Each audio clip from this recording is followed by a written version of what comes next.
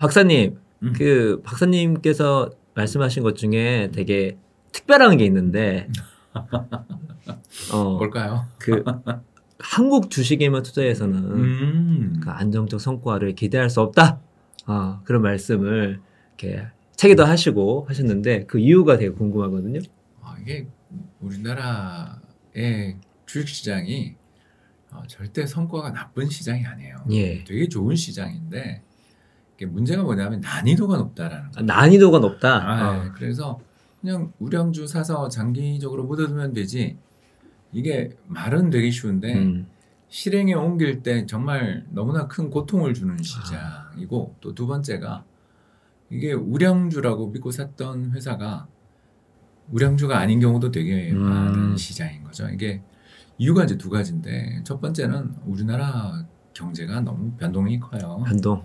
그러니까 전체 GDP에서 차지하는 수출 비중이 거의 한 절반.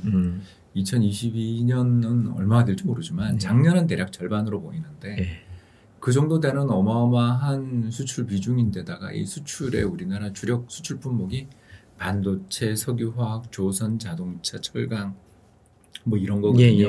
뒤에 가면 이제 스마트폰도 있고 또 디스플레이도 있는데 이런 대부분의 우리나라 주력 수출 산업이 죄다 전부 다 어떤 경기가 엄청 많이 타는 민감한 좋았다 나빴다 좋았다 나빴다가 되게 큰 그래서 얼마 전까지만 해도 막 조선산업 구조조정 이야기 나오고 뭐 합병 이런 이야기 나왔는데 지금 보면 선가가 다 올라가고 뭐 도크가 다 찼다는 등 그래서 주문을 더 못 받아서 중국이 작년에 1위가 됐다 그러잖아요. 우리가 대부분 도크가 빈 도크나 사람 찾지를 못해서 그만큼 우리나라 경제라는 게 이게 뭐 안정이고 그런 게 없다 보니까 당연히 기업들의 실적이나 또 기업들의 어떤 부침이 이게 왔다 갔다 할 수밖에 없는데 그걸 견딜 수 있는가? 그러니까 당신은 왕위를 물려받을 준비가 돼 있는가? 우리 뭐 이런 이야기 하잖아요. 그런 것처럼 그 왕관을 견딜 그게 있는가?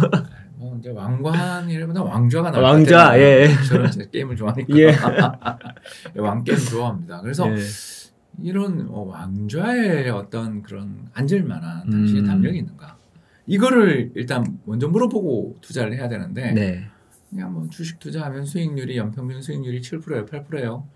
근데 그 연평균 수익률이 잘 안 나오거든요. 그러니까 10년에 한 4년에서 5년 정도는 마이너스 성과가 나는 시장인데 우리나라가 미국은 참고로 10년에 2년 마이너스 나거든요.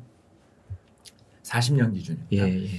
그러니까 이게 뭐 강산이 4번 바뀔 동안에 이런 스타일의 나라라면 이게 뭐 앞으로 바뀔 것 같지 않은 거고 두 번째 문제가 뭐냐면 제도가 엉망이거든요. 제도. 그러니까 가장 심각한 문제는 상속세법인데 상속세법. 30억 이상 이제 상속 자산이 있는 분들의 그 상속세율이 50%인데 또 상장 주식의 이 지배주주들은 60% 정도의 세금을 내야 돼요. 그래서 50%의 지분을 가지고 있었던 분이 만약에 이 세금을 다 내게 되면 20%의 지분으로 떨어지고 그렇죠. 또 이분에게 아들이나 딸이 하나만 있었으면 문제가 또 없는데 아내랑 여러 자녀로 분할 상속이 이루어지게 되는 경우는 이제 지분율이 뚝뚝뚝뚝 이렇게 떨어지게 되는 거죠. 그러면 이제 기업들이나 그 지배주주들, 오너들 입장에서 그걸 순순히 받아들이겠어요? 저는 그 너무 과한 세금 또 그리고 그 세금을 걷는 데 있어서 구멍이 숭숭 뚫려 있으면 이게 죄송하지만 안 하면 바보가 돼버리는 시스템이 되죠. 그래서 가장 대표적으로 하는 게 터널링. 그게 뭐냐면 회사에 구멍 뚫어서 빼먹는 거죠. 그렇죠. 근데 뭐 자회사들, 뭐 공개사들, 뭐 수많은 일들이 있고 감옥 가신 분이 너무나 많으니까 제외하고 근데 이제 터널링이 점점 어려워지면 이제 또 어떤 짓을 하냐 하면 이게 이제 합병이나 분할을 통한 터널링, 지분 터널링을 해먹거든요. 뭐 가장 대표적인 게 지주회사 사업회사로 분할해가지고 자사주들이 원래는 의결권이 없어야 되는데 그 이제 자회사 그 사업회사로 가 있는 그런 지분 있잖아요. 그거를 의결권이 없는 어떤 자사주들이 이게 이제 수합해가지고 의결권이 있는 오너님의 지분으로 바뀐다든가 이러면서 우리나라 대부분 이번에 광주에서 큰 사고 낸 그 건설사도 보면 지주회사랑 사업회사 분리돼 있고 지주회사 보면 오너님 지분율이 엄청 높아요. 옛날에 굉장히 지분이 낮아서 그 골머리를 앓던 그런 회사였는데 이런 것처럼 또 이번에 문제가 또 되는 그런 기업들처럼 물적 분할 이런 거 해버리고 아무튼 이런 식으로 여러 가지 수많은 합병과 분할 뭐 이런 것들을 통해서 다양한 방법을 통해서 지분을 결국은 올려요. 이렇게 되다 보니 투자자들이 이제 여기 적응해가지고 지주회사 주식은 안 살라고 들고 왜냐하면 거기 그 오너님이 이미 다 갖고 계시고 또 그 자회사가 암만 실적 잘 나더라도 오너님 입장에서 보면 자기 지분율 별로 안 높은데 배당해봐야 자기한테 떨어지는 것도 없고 또 우리나라 금융종합과세가 2천만 원 이상의 배당을 수령하면 세율이 최고 소득세율 거의 50%를 맞잖아요. 그렇게 되니까 오너님들 입장에서 배당을 열심히 할 이유도 없고 왜냐면 자기 아까 이야기했지만 상속세 때문에 지분율은 여러 가지 수많은 분할, 합병 이런 걸 등등을 통해서 해봐야 그래도 지분율이 얼마 안 되니까 결국 이런 여러 가지 악순환들이 벌어지면서 주가가 싼 데는 다 이유가 있는 회사가 즐비하거든요. 그게 뭐 예를 들어서 모 섬유 회사라든가 뭐 또는 식품 관련돼 있는 그런 회사들 보면 만성적인 저평가 상태고 그 회사 가지고 있는 땅이나 이런 거의 가치가 예를 들어서 1조 정도 되는 자산을 가지고 있는 회사의 시가총액이 1,000억 뭐 이런 경우들이 되게 많거든요. 그러니까 그 오너님이 주가가 오르는 걸 왜냐면 상속세를 또 시가로 내야 되니까.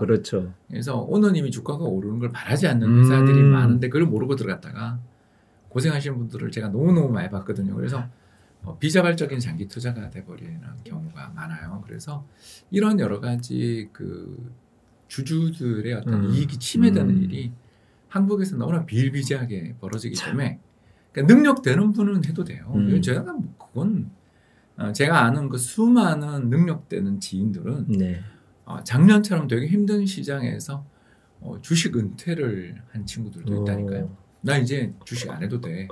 끝났어. 너무 많이 벌어서 너무 많이 벌어가지고 또 그런 친구들의 상당수는 해외에 살고 있고요. 왜냐하면 이제 부동산도 분산하니까 우리나라 사람들이 해외 부동산 취득이 어려우니까 해외 부동산을 취득하는 방법이 투자 이민이잖아요. 그렇죠. 사업을 뭐 벌린다든가 부동산을 취득하는 그러니까 그런 식으로 전 세계 글로벌 부동산 분산 투자까지 고민하는 친구들이 속속 등장할 정도로 어려운 시장 뭐 한 해 내내 주식시장 힘들었다 그러는데도 어마어마한 부를 일군 분들이 있고 지금도 일구고 계신 분들이 있어요. 그러니까 그런 분들은 주식해도 되죠. 근데 다만 그 2020년에 강한 상승장 또 BBIG 테마 배터리 바이오 인터넷 게임 테마만 사면 돼. 이렇게 쉽게 투자를 시작하셨던 분들은 작년 올해 이 고통이 너무나 말도 못하잖아요. 너무 심하죠. 특히 이번에 뭐 신라젠 상장 폐지 거를 보면 그러니까요. 그게 한때 코스닥 시가총액이 2위였고요. 되게 핫했잖아요. 또 뭐 이름만 되면 아는 그 수많은 분들이 사석에서 왜 신라젠 안 사냐고 이렇게 좋은 회사가 있는데 왜 안 사냐. 제가 직접 들은 것만 해도 여러 번 저도 들었습니다. 그러니까 그렇게 확신을 가지고 있는 분들이 전문가분들이 이 회사는 무조건 된다라고 이야기하며 코스닥 시가총액 2위까지 갔던 회사가 상장 폐지된다. 그래서 우리가 뭐 그 회사가 어떤 회사인지도 모르지만 시가총액 2위라면 이게 얼마나 신뢰를 받았던 회사인데 상장 폐지에 지금 위험에 놓여 있다라는 것을 보면 결국 우리나라 주식시장에서 이것만 사면 돼라든가 뭐 주식에 장기 투자하면 되지 뭘 그렇게 어렵게 생각해. 뭐 이렇게 이야기하시는 분들을 만나면 저는 조마조마한 거예요. 그 시장이 수익률은 높을지 모르지만 절대 안정적이지 않고 또 저평가된 데는 다 이유가 있다라는 걸 조금 알고 투자하면 좋을 텐데 그렇게 쉽게 생각할 시장은 아니고 투자의 난이도 면에서는 상당히 매운맛. 그러니까 물론 한국보다 훨씬 더 매운맛이 하나 더 있는데 불닭볶음면 정도 되는 매운맛이 바로 한국 옆에 중국이라고 있기 때문에 거기 우리보다 더 심하거든요. 그렇기 때문에 뭐 그 투자에 있어서 여기 뭐 사서 그냥 보유하면 되지 이렇게 이야기하시는 분들은 오늘 우리 방송 구독자분들이 이 방송 들으시면서 정말 그런가에 대해서 당신은 왕좌의 무게를 견뎌낼 수 있는가에 대해서 한 번만 더 생각해달라 말씀드리고 싶어요. 그 논의 흐름에 올라타라 책에 되게 자세하게 나오면서 재밌게 읽었던 그런 부분이거든요. 그리고 참 이게 구조적인 문제가 만만치가 않구나. 왜냐면 신문 보면 뭐 수출 뭐 대박이야? 뭐 하면 주가 올라야 되지 않겠어? 왜 안 그러지? 그 이유가 책에 다 나와 있습니다. 왜냐하면 이제 이익이 나면 그걸 주주들한테 보상을 해주면 올라요. 그러면 투자가 되게 쉬워져요. 기본 상식은 기업이 이익을 내면 주가 올라가는 거 당연한 거 아니야? 네, 근데 그렇지 않아요. 왜 이러지? 예, 그 이유가 제가 왜냐하면 와 있습니다. 오너님이 그걸 원하지 않으실 수 있다는 거예요. 그런 회사가 되게 많습니다. 그래서 우리나라는 100원을 벌면 평균 15원 배당을 줘요. 정말 세계 최저의 쥐꼬리 배당을 갖고 있고 또 자사주가 아까 이야기한 것처럼 합병 분할의 마술을 위해서 갖고 있는 자사주들이기 때문에 이게 자사주 매입한다고 정말 주가가 오르는 게 아니고 이게 다른 목적이 있다 그러면 오히려 빠질 수도 있죠. 그러니까 자사주를 매입해서 소각하면 되는데 안 하자. 하는 회사들은 주가가 오릅니다. 확실히. 그런 회사들도 있고요. 근데 대부분의 경우는 우리는 자사주를 잔뜩 보유하셨다가 나중에 이제 지분 관리하시기 위해서 또는 외국계 펀드가 막 들어가지고 이제 너희 이렇게 경영할 거면 경영권 내놔 이러고 공격 들어오면 그때 갑자기 백기사들 화이트 나이트라고 해서 또 갑자기 오너 다른 친구 오너분한테 갑자기 그 주식을 팔아버리면서 갑자기 없었던 의결권이 부활하는 그런 정말 우리가 성경에서 봤던 그런 일들이 벌어지고 그러거든요. 저는 정말 믿습니다. 한국의 오너님들은 절대 표결에서 지지 않는다라는 걸. 아니 그러니 포기해야죠. 그러니까 저는 깨끗하게 개별 종목에서 투자해서 대박 나겠다라는 꿈을 딱 포기하고 어떤 식으로 투자를 하냐면 시장 전체를 사거나 아니면 수출주에 해당되는 업종별 지수 ETF를 사거나 아니면 대형주 ETF를 사거나 소형주 ETF를 사거나 아니면 가치주 ETF를 사거나 이런 식으로 시장의 한 부분을 사면 대부분 해결이 돼요. 그런데 굳이 한 종목 골라서 내가 이거 10루타 놔야지 10배라는 뜻이거든요. 제가 29년째 일을 하고 있는데 저는 능력이 없어가지고 제일 잘했던 게 3루타였는데 그것도 삼성전자로 3루타가 났다라는 거예요. 그러니까 여러분 저는 정말 공부 열심히 하잖아요. 저만큼 책 많이 읽는 사람 아직 저는 본 적이 없거든요. 본 적 없습니다. 왜냐하면 책을 쓰려면 책을 많이 봐야 돼요. 책 한 권 쓰려면 기본 100권은 봐야 책이 나옵니다. 그러면 좀 이상한 책이 나옵니다. 맞아요. 저도 옛날에 그런 책 썼고요. 근데 열심히 공부를 하면서 책을 쓰게 되기 때문에 강제로 저처럼 이렇게 공부를 하는 사람이 잘 없는데 이렇게 공부를 열심히 하고 시장에 대해서 공부를 하는데도 저는 10배, 20배 낫다라는 거에 대해서 감탄하는 사람 쪽에 있어요. 결국 뭘 의미하냐면 저처럼 아무리 공부해도 이 시장에서 이쪽에서 종목 고르는 능력이 잘 키워지지 않는 사람들은 한번 시장을 전체 사고 또 시장이라는 걸 주식만 굳이 생각하지 말고 채권도 있고 부동산도 있고 뭐 다양한 수많은 다양한 자산군이 있다라는 걸 생각하고 투자를 하면 얼마나 좋을까 이런 마음을 갖고 이 돈의 흐름에 올라타라라는 책을 썼습니다. 우리가 어떤 거에 투자하려면 거기에 대한 속성을 이해해야 되는 거니까.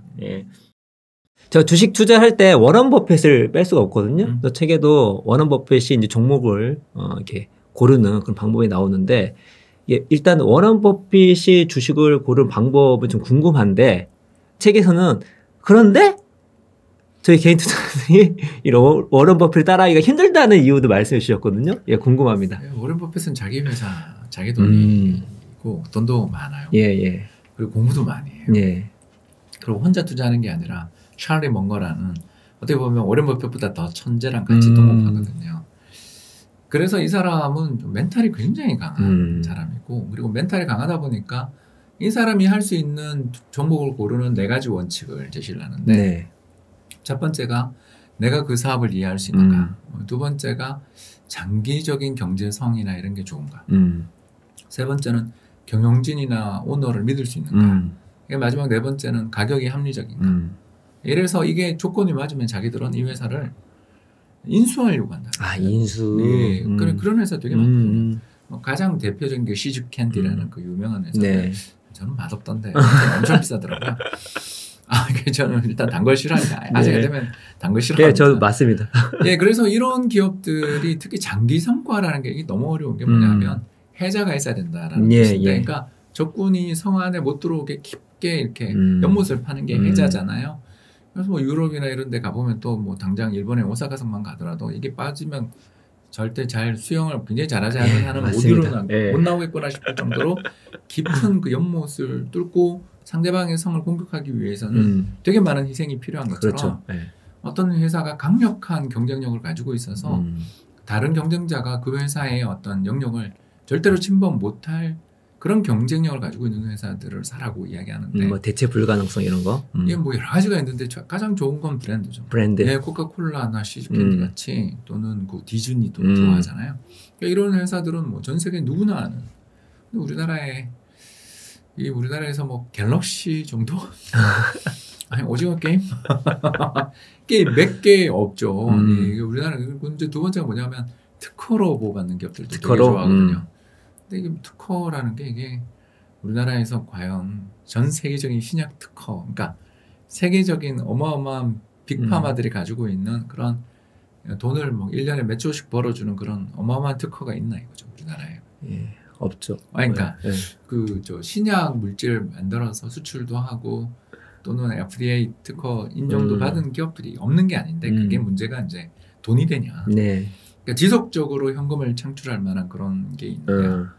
또 우리가 세 번째를 또 많이 이야기하는 게 뭐냐면 네트워크성이라고 해서 우리가 이거 메타버스에서 일을 하잖아요. 예. 저도 메타버스, 페이스북 할게요. 페이스북 마음에 안 드는데 이게 되게 애들의 이 원칙을 잘 모르겠더라고요. 저는. 예. 뭐 어떨 때는 되게 노출을 잘 해주는데 어떨 네. 때는 엄청 노출 안 해주고 예. 이 원칙도 잘 모르겠고 그런데 거기서 왜 제가 글을 쓰고 있냐 그 어마어마한 컨텐츠를 거기다 올리고 있냐 여기밖에 없어서 이만한 영향력을 가진 네트워크를 가진 데가 없잖아요. 그래서 이런 네트워크를 가진 데들은 또 우리가 당할 수가 없어요. 그러니까 이런 식으로 제가 지금 방금 말씀드린 이런 여러 가지 브랜드라든가 또는 네트워크성이라든가 특허라든가 마지막은 이제 뭐 또 다 아시는 것처럼 고객들의 충성 애플 로열티입니다. 저는 뭐 왜 저걸 사냐 이러는데 사람들이 참 그냥 사게 돼요. 그냥 편하게 얘기할게요. 나이키 런 하는 거 봤잖아요 이번에. 예. 야 역주행 하는 것까지 봤다 우리 그죠? 네. 위험해 보이던데 그죠? 샤넬 런, 뭐 왜 해? 이러는데 묻질 말어.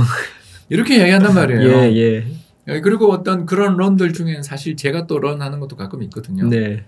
그러니까 이런 것처럼 고객의 충성심이 엄청나게 강한 브랜드, 그러니까 그런 브랜드를 넘어선 어떤 충성의 영역에 해당되는 그런 회사들이 있느냐 하면 우리나라에 그런 회사가 잘 없잖아요. 네. 그러다 보니 한국 내에서 기업들 고르기도 어렵고 특히 세 번째 문제가 심각해요. 한국에서. 뭐냐면 경영진을 믿을 수 있는가. 그러니까 그 회장님하고 직접적인 이해관계가 있지 우리하고 직접적 이해관계가 있는가. 그러니까 그 경영자가 굉장히 훌륭하신 분이고 탁월한 능력을 갖고 계신 분들이 CEO가 되어 계실 거예요. 저 믿어요. 그런데 그분이 우리하고 관계가 좋으냐 아니면 오너님하고 관계가 좋으냐를 묻어야 된다는 거죠. 그래서 이분이 우리들 만나서는 굉장히 좋은 이야기를 하지만 돌아서서는 회장님의 이익에 충성을 다할 수도 있지 않냐. 제가 모 기관 다닐 때 정말 싫도록 겪었던 일이거든요. 그러니까 그 CEO들을 만나면요. 정말 말씀을 잘하시고 너무너무 괜찮으신 분들이고 인물도 호대도 멀쩡해. 근데 그러고 돌아서서 이렇게 그런 일을 하거든요. 그러니까 그때 느낀 게 뭐냐면 CEO 만나지 말자라는 생각을 저는 그때부터 되게 했어요. 어떤 회사를 투자함에 있어서 CEO를 만나서 직접 이야기를 듣게 되면 오히려 내 투자 판단에 문제가 생긴다. 신뢰가 안 생기는 거네요. 그러니까 몇 번 맞으면 그렇게 돼요. 그러니까 그 심할서를 여러 번 쓰게 되면 홍 박사 너 이리 와봐 이래요. 그러면 벌써 쫄면서 간단 말이에요. 그래서 너 이거 왜 했어? 이 회사 왜 투자했어? 야 이거 증자에 참가할 거야? 그래도 해야죠. 너 지금 이번에 끼친 손해가 얼마인 줄 알아? 이거 너 죽을 때까지 일해도 이거 못 갚아. 자, 어떡할 거야? 이런 이야기 한번 들어보시면 멘탈 다 나가거든요. 꼭 뭐 제가 어디라고 이야기한 게 아니죠. 그냥 모 기관, 모 회사 다닐 때 제가 운용사도 3군데 다녔습니다. 그러니까 편하게 제가 여러분들한테 말씀을 드리는 게 뭐냐면 우리나라에서 이 신뢰의 관계가 뭔가 이렇게 구성이 되려면 이게 문화가 바뀌어야 되는데 그 문화가 가장 잘 바뀌는 방법이 뭐냐면 혼나면 되거든요.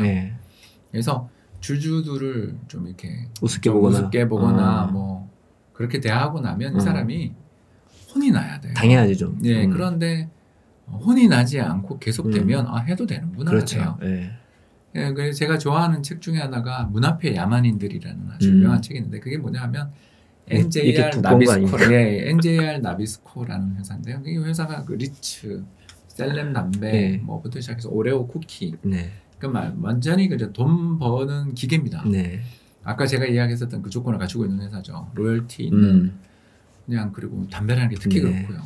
또 우리가 누구나 제가 지금 방금 이야기했던 이 브랜드를 다 알잖아요. 세계인의 거의 대부분이 알 정도로 강력한 브랜드 파워를 가지고 있는 회사인데 이 회사의 경영진들이 터널링을 하고 있었거든요.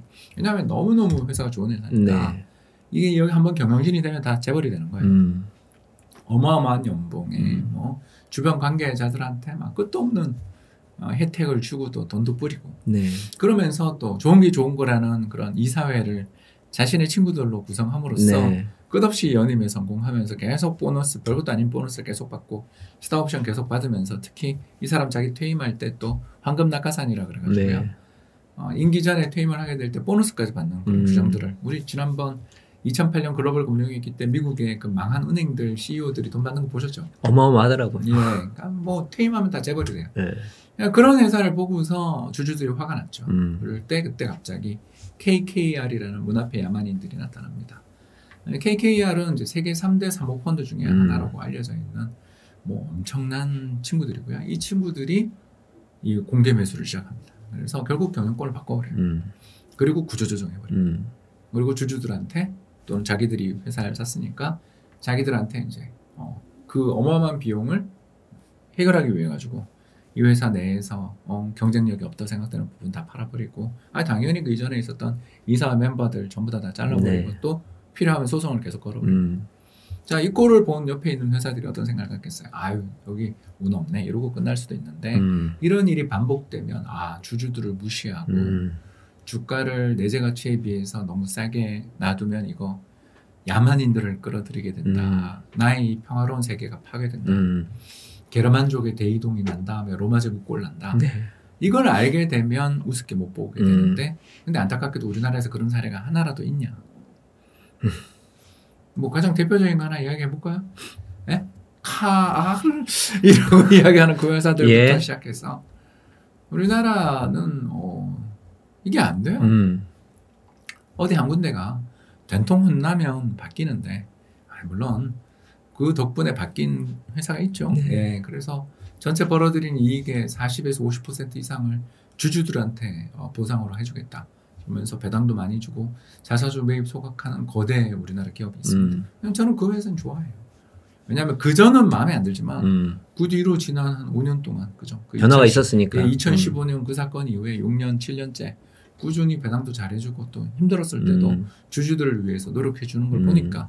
근데 그 회사가 왜 그랬냐면 그 L땡땡 같은 사모펀드한테 공격당하면서 네. 진짜 큰일 날 뻔했거든요. 네. 그러니까 그 일을 겪고 나니까 잘해주잖아요. 그러나 경영권이 어떻게 넘어간 건 아니었으니까 우리는 이제 이런 일들을 보다 보면 한국 주식시장은 현재 상태에서는 제가 이 책에서 맨날 하는 이야기가 뭐냐면 10년, 20년 뒤에도 팔리는 투자업계의 고전이 되기를 바라는 마음을 갖고 책을 쓰지만 저희들이 갖고 있는 정보라는 게 제약되기 때문에 살각책은 5년, 10년 넘어가면 그게 뒷방 영감에 헛소리가 돼버리는 네. 경우가 대부분이에요. 그래서 케인즈가 대단한 거죠. 네. 저는 그렇게 생각해요. 저는 정말 케인즈 책 감수했지만 예. 케인즈 같은 사람들의 주장을 보면 이게 영혼불멸한 진리처럼 느껴지는 대목들이 너무나 많아서 이런 책은 뭐 고전이 된다 는 동의하지만 대부분의 사회과학 책들은 시한이 있어요. 예. 그래서 제가 이 이야기한 게 5년, 10년 뒤에 우스갯소리가 들면 정말 좋겠어요. 그때 그랬었지. 근데 홍 박사가 그땐 틀렸어. 지나고 생각해보니까 우리나라 기업들이 얼마나 좋아졌는데 저 때는 그랬지. 저 사람 협소하네. 시간이. 이미 변화하고 있는 중이었는데 막 이런 얘기 나오면서. 그러길 바라요. 제가 틀리길 바랍니다.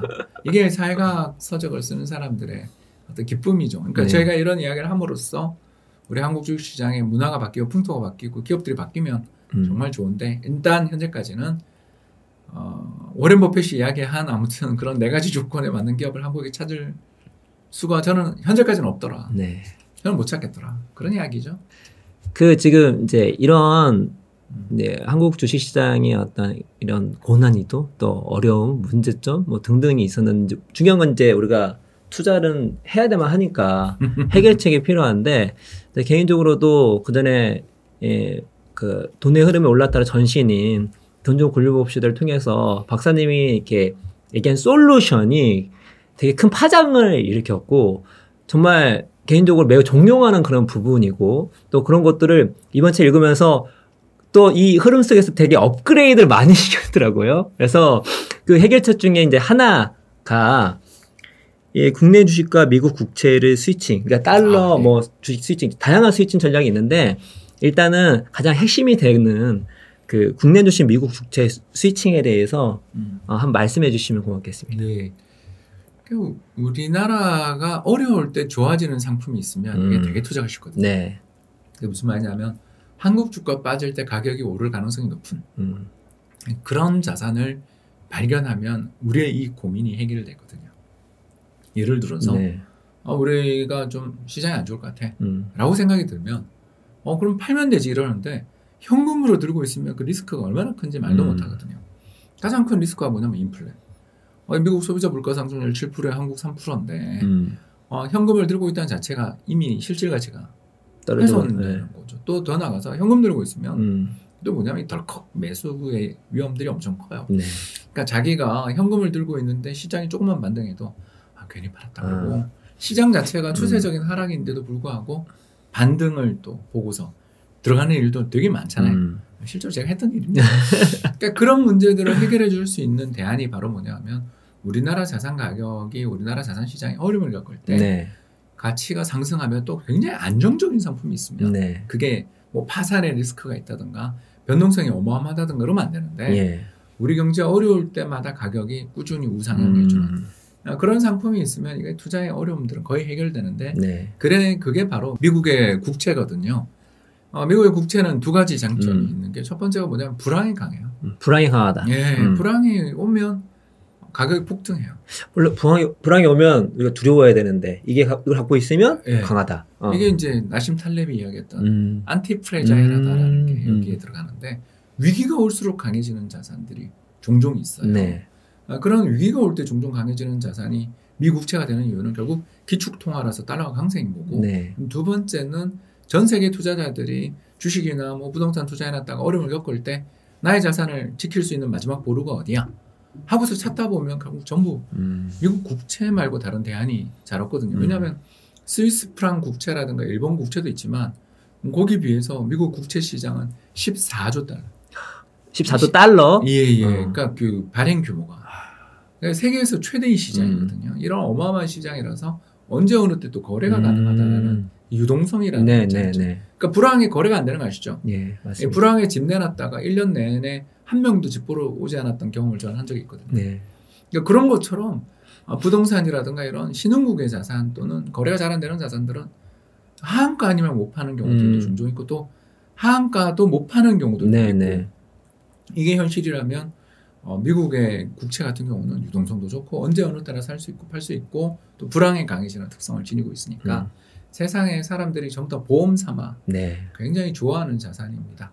근데 이 보험 삼아 좋아하는 자산을 갖게 되면 우리나라는 또 하나의 장점이 뭐냐면 우리나라 경제가 어려워질 때마다 환율이 급등합니다. 그렇죠.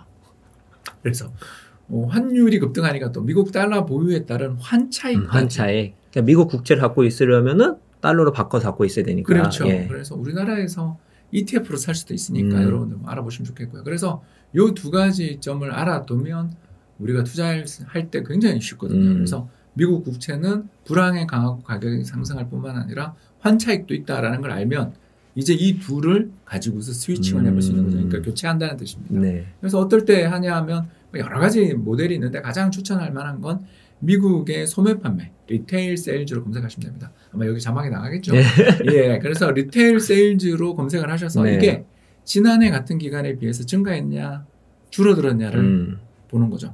그래서 지난해 같은 기간에 비해서 상승률이 예제입니다. 10%를 기록했는데 그 다음 달 8%, 그 다음 달 7%, 그 다음 달 6%다. 자, 그럼 3달 연속 상승 탄력이 둔화된 거죠.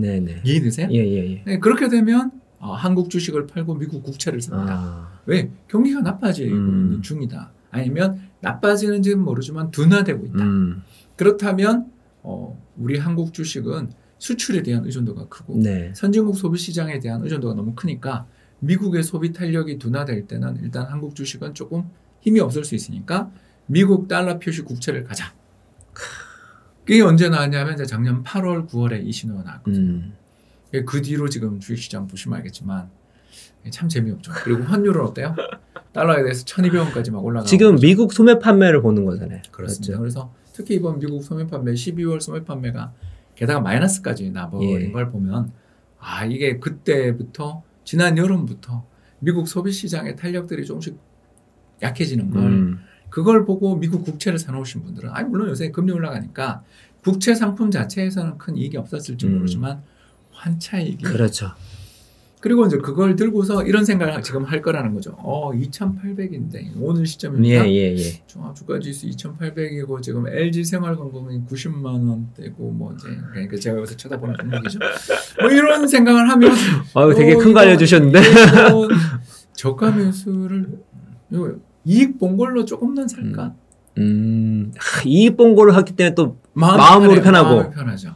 한 방에 사는 게 아니라 한국 계속 달러 매수 신호가 나오고 미국 국채가 좋아요 신호는 나오지만 한국 주가가 너무 많이 빠지면 아까 얘기했잖아요. 우리나라 주식시장이 오를 때는 또 화끈하게 오르는 특성이 있으니까 그래서 언제 바닥일지 모르지만 요거는 지난 몇 년 동안 최저 레벨이고 이 회사 올해 이익도 이렇게 많이 난다는데 한번 물론 이제 올해 이익은 믿을 수가 없지만 일단 작년 이익은 알고 있으니까 그 좋은 회사가 올해 이익이 뭐 작년보다 안 난다 하더라도 이 주가는 너무 싼데 싶은 기업들을 우리가 공부를 해서 살 수도 있는 거고 그게 어렵다 생각되면 그냥 인덱스로 이렇게 좀 사두면 좋지 않냐라는 거죠. 그런 식으로 투자를 해나가다 보면 이제 시장에서 패닉이 올 때 웃고 있는 약간 변태 같은 아니 시장이 지금 이렇게 고생스러운데 너 왜 웃어? 내가 지금 좀 달러를 들고 있는데 말이야. 그것도 그냥 현금 달러도 아니고 미국 국채로 있어. 이거 좀 사보려고 그러는데 뭐가 좋을까? 이렇게 이야기를 할 수 있게 되는. 그러니까 외환위기 때 뭐 달러 들고 있는 사람들이 부자가 됐다. 외환위기 때 그때 헐값에 나와 있는 뭐 주식이나 아파트 사서 부자가 됐다. 라는 이야기를 우리가 들을 때마다 아니 불황에 현금이 있으니까 부자인 거지. 그게 돼? 이런 이야기를 하시는 분들한테 오늘 대안을 드린 거죠.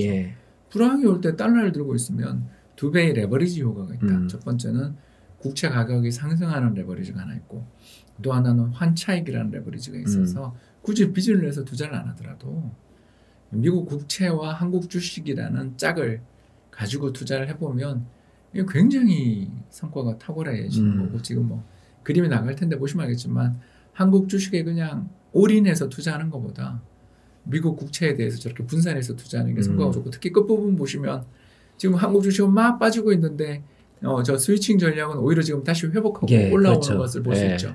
왜 그러냐면 이제 이 책 쓸 때 신호가 나와서 그걸 그냥 모델대로 제가 옮겼거든요.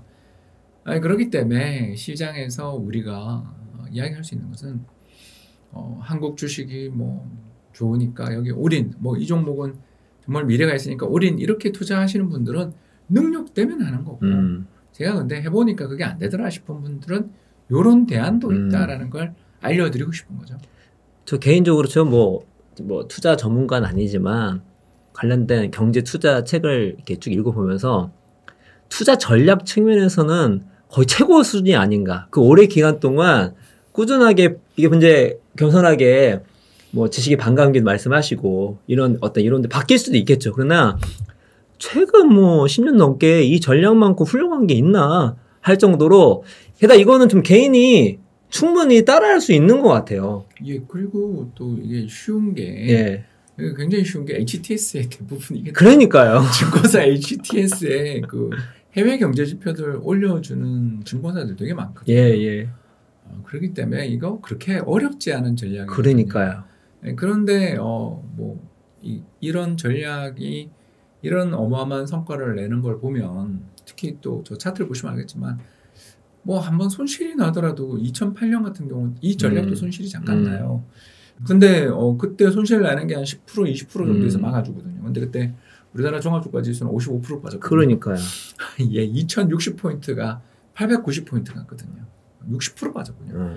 그러니까 그만큼 시장이라는 게 한번 패닝을 일으킬 때 그 고통이라는 게 말도 못하거든요. 그렇죠. 그런데 비해서 이 전략은 일단 뭐 폭락이 올 때 달러 들고 있으니까 이렇게 그 안정적으로 변동성이 적으면서. 예, 그리고 우상향.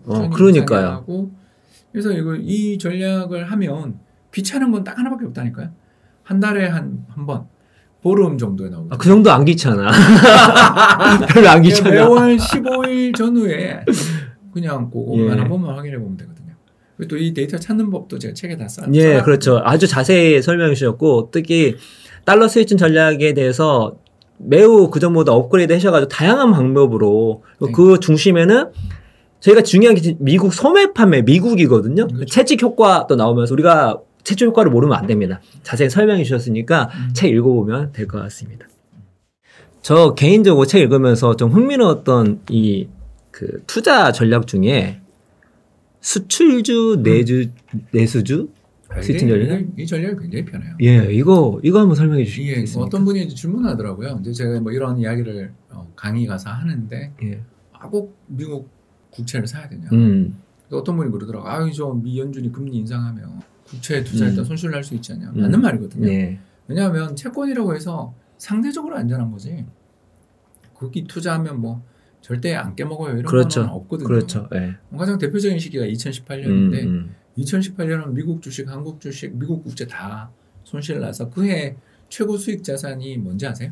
혹시 2018년에 한 해를 통틀어 보았을 때 가장 수익률이 높은 자산 1위. 뭘까요? 현금. 은행 예금이어서 1.7% 나왔대요. 그때 이제 정책금리만큼 이자를 주니까. 그런 경우도 있네요. 네, 그럴 때가 있어요. 예. 그렇기 때문에 뭐 자산 시장에서 투자를 하면서 절대 손실 안 본다 이거는 말도 안 되고. 맞습니다. 그냥 상대적인 거죠. 근데 이제 이런 개념에서 그 정도 손실은 감내할 수 있는데 미국 달러 사는 건 좀 거부감이 있어요. 라든가 뭐 이런 거를 생각하시는 분에게 좋은 투자의 대안이 바로 수출주랑 내수주 스위칭 전략인데 이것도 똑같아요. 3개월 연속 소매 판매 증가율입니다. 전년 동기 대비 얼마나 늘어났냐를 봤는데 이게 아까 이야기한 것처럼 예를 들어서 8% 증가하는 게 9%가 되고 9%가 10%, 10%가 11% 이러면 벌써 3달 연속 상승 탄력이 강화됐잖아요. 네. 그럴 때는 한국의 수출주 지수를 사는 거예요. 근데 한국의 수출주 지수는 저는 뭘 가지고 샀냐 하면 두 개로 샀는데 하나는 우리나라에 업종 ETF 지수가 있는 거 아실 겁니다. 그래서 업종별 ETF에 투자를 해주는 지수 중에서 반도체의 절반 그리고 자동차의 절반 이 둘이 우리나라를 대표하는 가장 대표하고 거래량도 좀 있는 ETF들이라서 이걸 사고요. 반대로 그 미국의 소매 판매 증가율이 3달 연속 둔화됐다. 3달 연속. 그렇죠. 이럴 때는 이제 반대로 뭘 사냐 하면 한국의 은행주 ETF랑 헬스케어 ETF를 반반 사는 거예요. 이 둘이 역시 또 거래량도 많고 한국에서 시가총액 상위 기업들이 포함되어 있는 ETF들이에요. 그래서 우리나라 1등부터 시작해서 10등까지 시가총액 상위 종목들 살펴보면 삼성전자부터 그죠?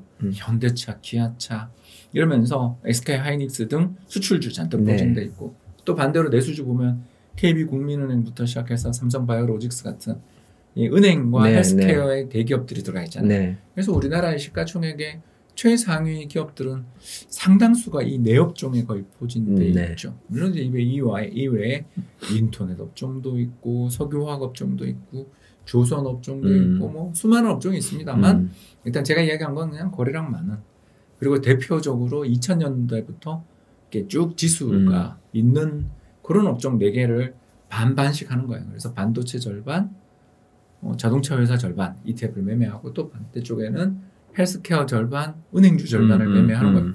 그렇게 해서 매매를 스위칭을 했더니 이게 어마어마한 성과가 나와요. 깜짝 놀랐어요. 왜 그럴까 생각해 보면 결국 불황이 오고 수출이 잘 안 될 땐 내수주로 대피하고 또 내수주로 좀 대피했다가 미국의 소매 판매 좋아지면서 수출주 탄력들이 강화된다 싶을 때는 수출주로 갈아타는 이 과정에서 이제 어떤 일이 벌어지냐면 손실을 최소화하면서 장기적으로 이렇게 꾸준히 복리 수익률을 일으킬 수 있는 게 이런 성과를 일으키는 가장 주된 요인이라고 볼 수가 있거든요. 그래서 이런 식으로 저는 수익률이 몇 프로다 이런 걸 믿으면 안 된다고 생각하는 게 예를 들어서 내가 1,000만 원 가지고 투자를 했는데 그 투자한 해에 잘못해가지고 50% 깨먹었어요. 500만 원 됐잖아요. 근데 다시 열심히 노력해서 더블이 났어. 다시 1,000만 원이죠. 자, 이 사람은 2년 동안 마이너스 50% 플러스 100% 투자를 해서 평균 25% 성과가 났잖아요. 그렇지 않습니까? 예. 그러나 이 사람의 투자 원금은 어때요? 똑같죠? 똑같아. 이 사례에서 보는 것처럼 손실폭이 너무 크면 상승률 이런 거가 암만 높아도 그건 의미가 없어요. 그러니까 변동성이 안 좋다는 게 그런 말씀이신 거죠. 예, 그렇죠. 한번 손실을 볼 때 크게 잃어버리게 되면 몇 배로 노력해야 원금을 찾을 수 있고 또 그런 힘들게 노력을 하면서 수익률은 높게 나올지 모르지만 그건 의미 없는 수익률이거든요. 그렇죠. 예. 그런 것처럼 자산 재테크 이런 스위칭 전략에서 가장 중요하게 봐야 되는 게 뭐냐 하면 이런 로테이션, 이런 스위칭을 시킴으로써 급격한 손실을 얼마나 억제할 수 있느냐를 보면 되는데 요 수출주 내수주 전략은 성과는 굉장히 좋은데 비해가지고 아니 당연히 업종 지수에 투자했으니까 한 번씩 깨먹을 때는 한 20-30%씩 쉽게 날아가거든요. 예. 그래서 아까 처음에 추천했던 한국 코스피랑 미국 국채에 비하면 조금 더 위험한 전략이에요. 다만 나는 정말 이 위험을 감내할 수 있고 이 전략이 홍 박사님 백테스트를 보니까 너무나 환타스틱한 몇천 %의 성과가 나니까 저는 이거 할래요 하신 분들을 위해서 이거는 근데 매운맛. 그래프가 너무 매력적이야. 그러니까 순한 맛으로 했으면 좋겠는 게 그냥 저는 우리나라 주식과 미국 국채 스위칭이 순한 맛. 네. 되게 난이도가 없어요. 근데 나는 그 정도 수익을 나는 뭐 만족할 수 없어. 난 여기서 더 성과를 내고 싶어라고 생각하시는 분들은 지금 이야기하신 수출주 내수주 지수를 가지고서 스위칭하는 전략도 나쁘진 않다. 그리고 이 전략은 정말 이대로만 당신이 할 수만 있다면 굉장히 높은 성과다. 근데 이건 저는 책에 중간쯤 스테이지 2에 넣었잖아요. 예, 맞습니다. 왜 그러냐면 초보단들에게 이걸 추천할 수는 없고 또 이 전략들 자체가 백테스트가 잘 나온 거지 정말 앞으로 미래에도 잘 나올지에 대해서는 알 수 없는 그러니까 너무 수익률이 환타스틱하게 나오면 뒤로 조금 밀어두는 게 저는 스타일이에요. 그래서 저 같은 경우는 이렇게 업종 지수에 대해서 투자하는 것들도 충분히 가능하다라는 걸 보여주는 정도이지 이걸 적극 추천하지는 않습니다. 그래도 그런 거 쭉쭉 보면서 공부도 많이 되고 이렇게 전략이 나올 수 있구나 하면서 되게 그냥 책이 재미있었어요. 두 분 읽으면서. 예. 그래서 우리 매운맛을 추구하신 분들은 한번 고려해 보시되 홍 박사님 추천하시는 거는 순한 맛. 순한 게 소화도 잘 돼요. 예, 순한 게. 그리고 순한 맛 하면 장점은 자기 일에 더 집중할 수가 있으니까. 예, 일단 매운맛 하면 매운맛을 하게 되면 그래도 뭐 어떨 때는 30%도 빠지고 그러더라고요. 예, 그렇죠. 근데 이걸 그때 견딜 수 있는가는 지금은 우리가 장기적인 뒤를 돌이켜보면서 저렇게 수익이 좋으니까 참을 수 있어 그러지만 그때는 왜 홍 박사는 이 전략을 추천해서 나에게 이런 큰 고통을 주나 이럴 수도 있다는 거죠. 그래서 저 스테이지 2는 말 그대로 스테이지 1은 초보용 스테이지 2는 정말 난 전업이다. 그리고 나는 이거 충분히 견딜 수 있고 이것 말고도 난 다른 돈이 많아. 이런 분들을 위해서 다양한 전략들을 소개한 거다. 그런 말씀드립니다. 좋습니다. 결국 홍 박사님이 이제 주로 추천하는 그 투자 방식은 특정 종목을 이렇게 투자하는 것보다 자산 배분. 시장을 사잖아요. 그래서 한번 정리 차원에서 자산 배분이 왜 우리가 해야 하는지 그리고 자산 배분하고 함께 따라오는 게 리밸런싱이거든요. 그게 또 왜 필요한지에 대해서 말씀해 주시면 고맙겠습니다. 별거 아닌데, 우린 다 아는 이야기인데. 아닌 이야기인데 자주 들어야 돼요, 이거. 이게 이제. 알면서 안 해. 체인지 그라운드 구독자분들은 제가 나올 때마다 맨날 강조하는 이야기인데. 이 모델이 틀릴 수 있다라는 거예요. 항상 우리가. 염두에 둬야 되는 건 제가 책에도 써놨지만. 영원 불멸한 고전을 쓰고 싶은 마음은 굴뚝 같지만 그게 잘 안 되니까. 한 5년, 10년 정도 이 스위칭 전략은 그래도 될 거라고 생각해요. 믿어요. 이렇게 추천하지만 그 스위칭 전략이 잘 안 통할 수도 있는 게 현실이잖아요. 그럴 때 이제 우리가 추천드릴 수 있는 또 다른 방법. 이것도 정말 무서워요라는 분들은 세상에 존재하잖아요. 박사님의 전망이 틀릴 수 있잖아요. 라는 분들한테 추천드릴 수 있는 전략이 뭐냐면 짬짜면이다. 짬짜면. 저는 그 기분이 우울할 때는 짬뽕을 먹습니다. 왜? 땀이 나면서 몸에 호르몬이 분비되잖아요.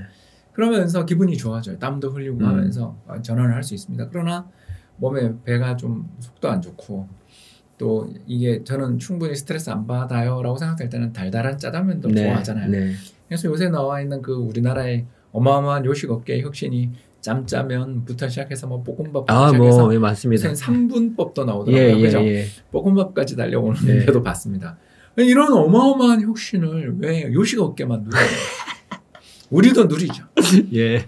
그래서 한 방에 이렇게 짬뽕, 짜장 이렇게 딱 베팅하지 말고 네. 둘 다 먹자. 둘 다 먹자. 예, 둘 다 먹자라는 거죠. 이게 자산 배분입니다. 자산 배분. 예. 그래서 우리나라 주식시장에서 뭐 그 코스피 이런 데다가 투자를 하면서 올인하면 성과가 좋을 때는 되게 좋지만 네. 2021년 하반기 같은 경우는 되게 우울해서 예, 그렇죠. 그럴 때 그것만 굳이 들고 가지 말고 아까 이야기했었던 미국 국채를 한 절반 정도 들고 있었다면 작년 하반기에 이런 생각을 하고 있을 거라는 거죠. 한국 주식은 좀 손실이 났네. 근데 나는 여기 달러 환율이 올라서 여기서 이익이 났네. 어떡할까? 짜장면 좀 질렸어. 근데 옆에 짬뽕이 있네. 국물부터 일단 마시고. 마시고. 그러면 기분 좋아지잖아요. 예, 그러니까 이런 것들이 자산 배분이고요. 그래서 자산 배분은 요 반대로 움직이는 자산, 이렇게 반대로. 이렇게 반대로 움직이는 자산에 가운데를 가는. 하기 때문에 그렇게 큰 손실 없이 투자를 할 수 있고 또 안정적인. 왜냐면 둘 다 결국은 인플레이션 때문에 뭐 또 기업의 이익 때문에 우상향하잖아요. 네. 그래서 꾸준한 우상향을 노릴 수 있는 마음 편한 투자를 위해서는 자산 배분이 좋은데 이 자산 배분을 했을 때 하나만 더 추천드리는 게 리밸런싱, 그러니까 비율 맞추기라는 건데 자 아까 5대5 한 분을 한번 해보죠. 예, 5대5. 자 우리 이제 꿈은 크게 자 100억을 운용하고 있어. 와 펀드 100억 시작해서 와, 100억이야. 사모 펀드다 이러면서 그죠? 50억은 한국 주식에, 50억은 미국 국채. 상상만 해도 좋다. 아니 뭐 가능하지 않아요? 그러면서 제 주변에 있는 아까 이야기했던 주식 은퇴한 친구들한테 추천해주는 포트폴리오. 예. 그 친구들은 이거 하고도 부동산이 더 있죠. 부럽다. 자 이제 계속 가겠습니다. 자 50억 투자했는데 작년이 어떻게 됐냐면 한국 주식은 고점에서 이 사람이 좀 잘못 투자했어요. 그래서 예를 들어서 3,300에 들어갔는데 2,800이. 자 그럼 한 10% 깨먹 10% 더 깨먹는데. 그래서 예를 들어서 이 지금 국내 주식이 40억이 됐어요. 40억이 됐는데 미국 국채는 또 어떻게 됐냐면 금리도 조금씩 분배금을 준 데다가 환율이 작년 초 1,070원 갔던 게 지금 1,200원이니까 거기서 뭐 환차익이 10몇 % 나서 60억이 됐다. 이건 가정이에요. 정확하게는 55대 45인데 그냥 계산 편하게 하고 6대 4로 맞췄어요. 자 이렇게 되면 이제 연말에 제가 가계부를 딱 두드려 보니까 한국 주식에만 투자했으면 내가 힘들었을 텐데 미국 채권 투자해서 여기서 손실을 다 만회해서 환율로 놓고 보니까 똔똔이네. 똑같네. 이렇게 됐단 말이에요. 그럼 거기서 끝나면 안 되죠. 어떻게? 한국 국채, 미국 국채에 투자해서 벌었던 돈 20억, 20억은 안 되면 10억 정도 벌었잖아요. 10억. 10억 벌어놓은 걸 가지고서 그걸 뭐 불쌍한 한국 주식을 사러. 왜? 많이 빠졌잖아. 그렇지. 2,800에서 뭐 더 빠질 수도 있지만 이게 언젠가는 이렇게 물타기를 하다 보면 바닥을 잡잖아요. 근데 더군다나 미국 국채 투자해서 번 돈을 조금 차익 실현해서 그걸 저평가된 걸 사준 거죠. 그러니까 자산이라는 게 그렇잖아요. 영원히 빠지는 자산은 잘 없죠. 저는 뭐 그런 면에서 놓고 본다면 한국 주식시장은 그 우상향하는 자산으로서의 특성을 가지고 있다고 저는 생각하는 게 첫 번째가 그래도 쥐꼬리지만 배당은 주잖아요. 그리고 두 번째가 뭐냐면 우리나라 수출이 뭐 이번에 2021년 한 해 수출 통계 보니까 세계 7위의 수출 대국이 뭐 잘 나가더라고요. 보면 뭐 2022년이라고 수출이 확 줄진 않을 테니까 올해도 이익은 나면 자산이 쌓이잖아. 자산의 가치가 올라가면 결국은 올라가겠지 뭐. 이런 생각을 하면서 살 수 있고 또 미국 국채 같은 경우는 그건 이자를 주잖아요. 그렇지 않습니까? 그건 이자라는 또 현금 흐름이 있으니까.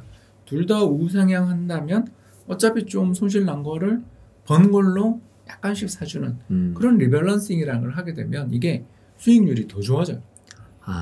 장기적으로 이익 난 걸 이익을 실현해서 저가 매수. 우리가 투자에 있어서 가장 중요한 원칙이 뭐냐면 블래시라고 하잖아요. 뭐냐면 buy low and high sell이잖아요. 그거를 이제 영어로 그냥 블래시라고 그러는데 간단히 말해서 저가 매수해서 고가에 판다. 이게 투자의 철학이라면 이익이 많이 난 자산을 팔아서 지금 손실 난 자산을 매입하는 이 전형적인 저가 매수 고가 매도 전략이잖아요. 리밸런싱이. 그렇기 때문에 리밸런싱을 했느냐 안 했느냐가 수익률에 큰 차이를 줘요. 주는구나. 그래서 저 같은 경우는 아까 방금 말씀드린 이런 리밸런싱 전략들을 꾸준히 펼쳐나가면 주식에 올인해서 들고 가는 수익이 예를 들어서 1년이 7%다 라고 하지만 채권을 절반 들고 가니까 채권 금리 뭐 1%밖에 안 되니까 이 수익률이 낮을 것 같지만 이런 저가 매수를 꾸준히 병행하게 되면 결국 이게 주식에 올인한 것보다 어떨 때는 이쪽 수익이 장기적으로 왜 손실이 안 나요.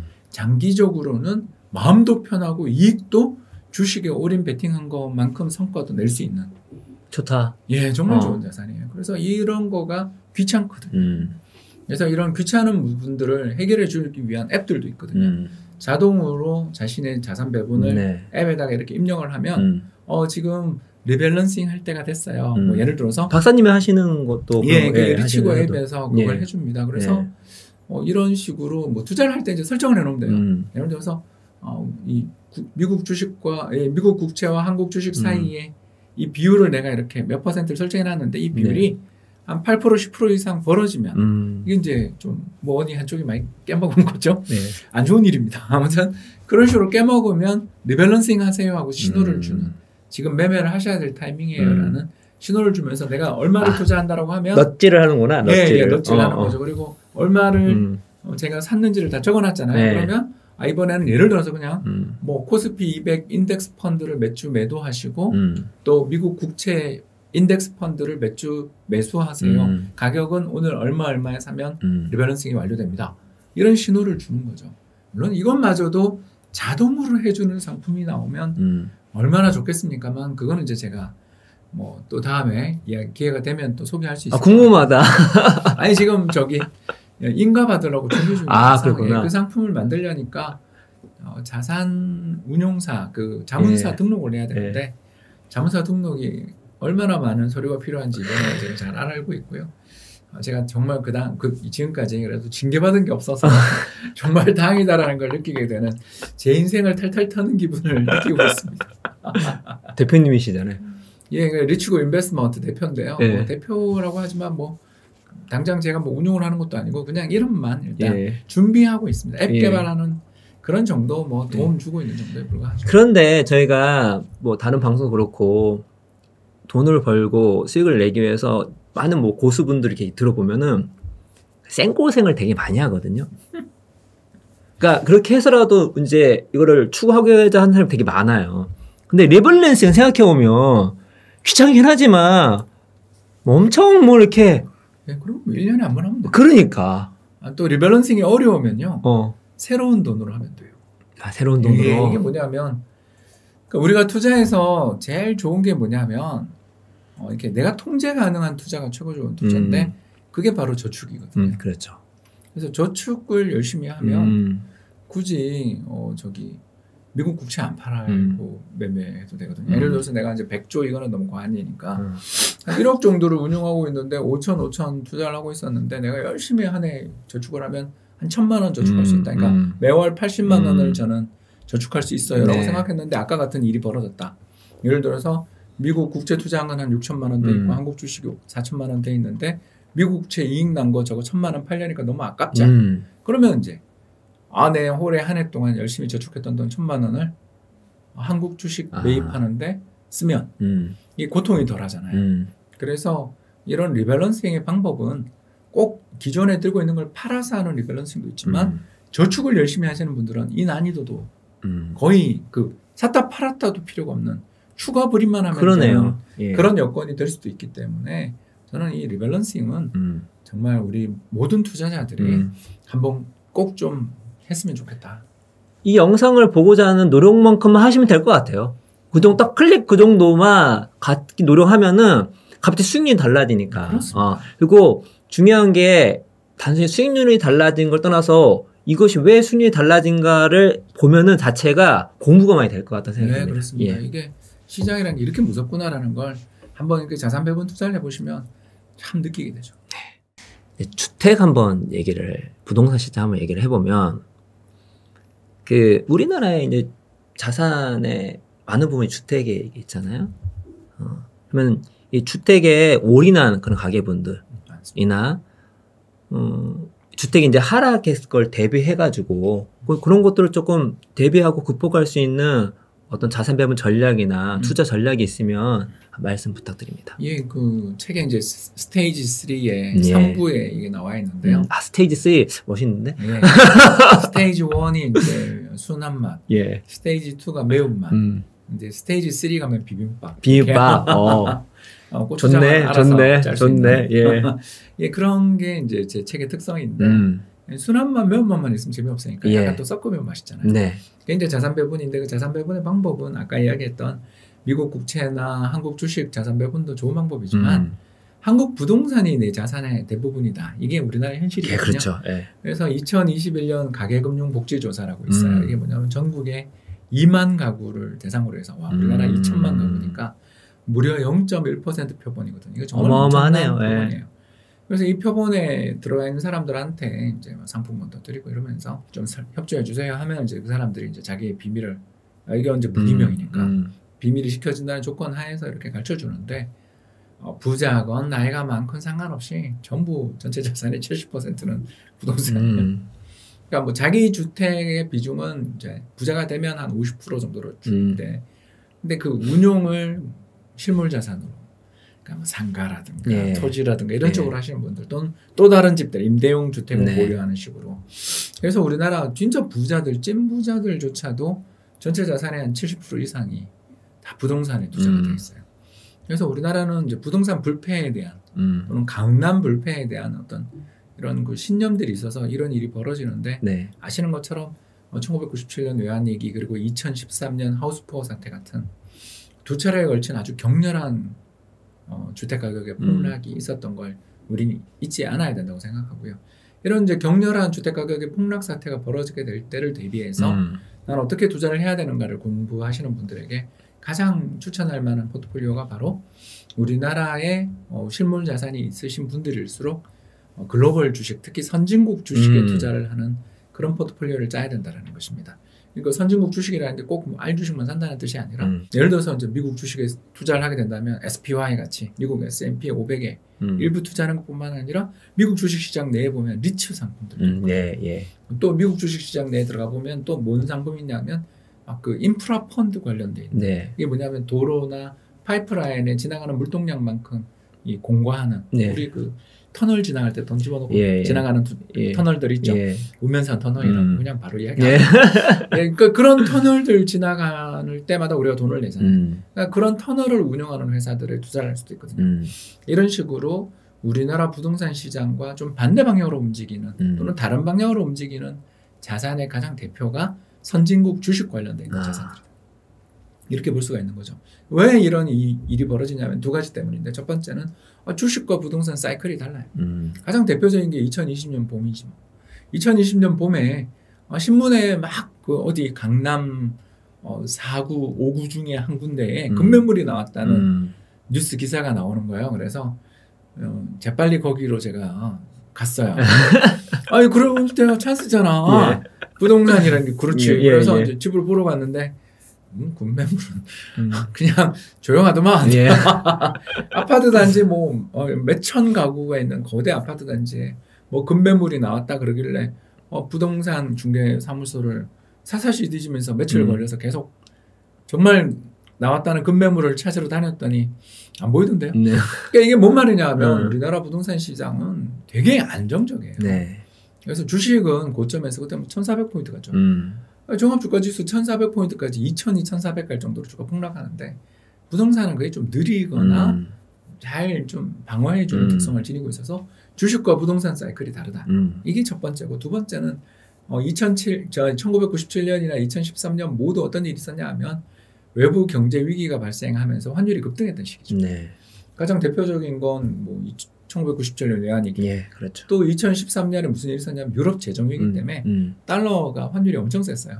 맞습니다. 그러니까 그런 시기들이라서 또 미국 주식이나 이런 데 투자를 해놓으면 또 미국 리츠 또는 미국 인프라 투자를 해놓으면 환차익이 생기는 시기인 거예요. 그래서 그때 내가 예를 들어서 뭐 이건 가정입니다. 10억에 7억 원 한국에 뭐 아파트를 갖고 있는데 나머지 3억을 미국 달러 자산으로 분산 투자를 해놨는데 갑자기 우리나라 부동산 시장이 좀 어려움을 겪어서 이런 일은 없어야 되지만 7억짜리 아파트가 5억이 됐다. 그럴 수 있잖아요. 그럼 괴롭죠. 그러나 내가 저기 해외 투자해 놓은 게 3억 투자해놨는 게 5억이 됐다. 예를 들어서 이거 그냥 환율 차익이 크니까 그럼 내 자산은 그대로 됐지만 리밸런싱 해야지. 자, 우리 아까 했잖아. 그렇죠. 자, 그러면 거기서 2억 가지고 와서 자기 집에 5억 있으니까 지금 시가 좀 빠졌지만 그러면 더 좋은 평형, 더 큰 평형으로 가거나 우리 동네에 더 입지 조건 좋은 아파트가 함께 빠졌을 거 아니에요. 네. 그럼 그 7억짜리 사면 되죠. 왜 꼭 집에 올인해가지고 돈을 벌어야 돼요? 이것도 리밸런싱이 되거든요. 이걸 모르시는 분이 되게 많더라고요. 그러니까 집값이 빠질 때는 이게 집값이 싼 아파트가 덜 빠져요. 우리 강남 불패 이러시는데 그 한 번도 매매 안 해본 분들이 그런 이상한 소리 하고요. 제가 2013년에 강남에 뭐 아파트 사러 갔었거든요. 지금 여러분 이야기하면 넌 바보다 소리를 뭐라 하실 거예요. 안 샀거든. 아니 그 보러 가서 안 샀어요. 왠지 아세요? 갔는데 너무 분위기가 안 좋아. 그래서 왜 그런가 봤더니 그 각 방마다 짐을 다 싸놓고 또 불이 이렇게 뭐 나갔는데 교체도 안 하고 있는 그러고 살고 있는 거예요. 그래서 이제 그 집을 보러 갔는데 너무 좋은 가격이니까 샀어야 되는데 안 사고 싶어하는 거예요. 그래서 마님한테 왜요? 그랬더니 오빠 저 집에 우리도 이사 가면 우리도 이혼하는 거 아니야? 이게 무슨 말인지 알죠 지금? 그러니까 어마어마하게 힘들게 집을 샀는데 집 사고 난 다음에 집값이 그 집이 그냥 가정인데 한 13억까지 갔었다가 제가 그때 사러 갔을 때가 8억에 살았거든요. 엄청나게 떨어졌구나. 그러니까 고점 대비 거의 한 30%가 실거래가로 찾아보시면 다 그 정도 나와요. 실제로 절대 금액은 보통 부동산은 크니까. 그러기다 그분이 또 연끌을 하셨던 거예요. 그러니까 이제 이걸 팔고 이혼을 하면 부채 탕감 정도지 이게 뭐 두 분이 희망이 없는 상태니까 우울한 거예요. 그래서 집이 그려놓고 살더라고요. 어디라고 이야기는 안 합니다만 H모 아파트였고요. 와 진짜 아까 이야기했었던 그 강남 쪽 지역에 있는 그런 아파트였습니다. 지금 재건축해서 어마어마하게 비싼 값에 팔리고 있는 그 아파트. 그러니까 이런 걸 우리가 보면 이게 그 부동산이라는 게 레버리지를 일으켜서 특히 아주 이렇게 영끌하신 분들이 많이 산 단지는 아무리 그 지역이 인기 지역이고 그러더라도 시장이 한번 하락세로 돌아설 때는 급매가 나와서 그러니까 대부분의 가격은 안정적이지만 급매가 가격을 현실화시켜 버리잖아요. 그래서 그런 급매가 나올 수 있는 시기가 올 때는 가격이 되게 많이 빠져요. 많이 빠질 때 아까 이야기한 것처럼 아까 7억짜리 아파트 살다가 5억이 됐다. 이것도 굉장히 큰 충격이지만 10억짜리 아파트가 7억 될 수도 있는 거잖아요. 하락률이 더 크잖아요. 이해되시죠? 그런데 그건 7억대 10억의 아파트 보면 너무너무 좋은 아파트일 거 아니에요. 그걸 제가 아까 이야기했던 해외 투자를 통해 리밸런싱하면 나의 자산은 그대로 유지를 하면서 오히려 부동산 저가 매수, 더 좋은 입지, 더 좋은 신축 아파트를 저가 매수도 할 수 있는 거잖아요. 그렇기 때문에 부동산이라는 건 한번 사면 오래 간다 이런 생각들은 그는 살 때 그런 꿈을 갖는 거예요. 그러나 진짜 2013년 하우스 푸어 사태 한번 겪어보면 더군다나 빚내서 그거 들고 있다가 겪어보면 밤에 잠을 잘 수가 없습니다. 저는 이게 서울 아파트 가격과 미국 S&P 500 이런 거 보면 제가 처음 그 치즈라면 먹을 때 그런 느낌이거든요. 예전에 라면인데 그 치즈를 넣는 거예요. 그래서 이게 무슨 짓이지? 근데 되게 맛있어. 맛있죠. 너무 지금도 좋아해요. 꼭 넣어야죠. 파도 꼭 넣어. 아니 그런 느낌이야. 되게 조합이 신박해. 정말 멋진 그림이죠. 이제 그림이 나오고 있을 텐데 저게 둘 다 투자를 하면 저 사이로 우리 자산이 가는 거잖아요. 그러면 큰 위기가 와도 그냥 꾸준히 우상향하고 아까 이야기했던 리밸런싱만 좀 하면 이게 위기가 나올 때마다 부동산 값이 빠질 때마다 나는 내 집을 갖고 있으니까 집값이 안 빠지길 바라는 마음밖에 없다라면 집값이 빠질 때 더 좋은 입지에 집을 가면 된다라는 이런 마인드를 갖게 되니까 이게 우리 집값 실거래가가 이번에 찍혔는데 이게 엄청 빠진 걸로 나왔어 이러면 스트레스 받거든요. 근데 그거를 피해갈 수 있잖아. 그래? 야 이거 이번엔 찬스 같은데 야, 다른 단지 또 급매물 나온 거 없어. 우리도 이거 급매로 팔고 다른 단지 급매 사자. 이거 가능하잖아요.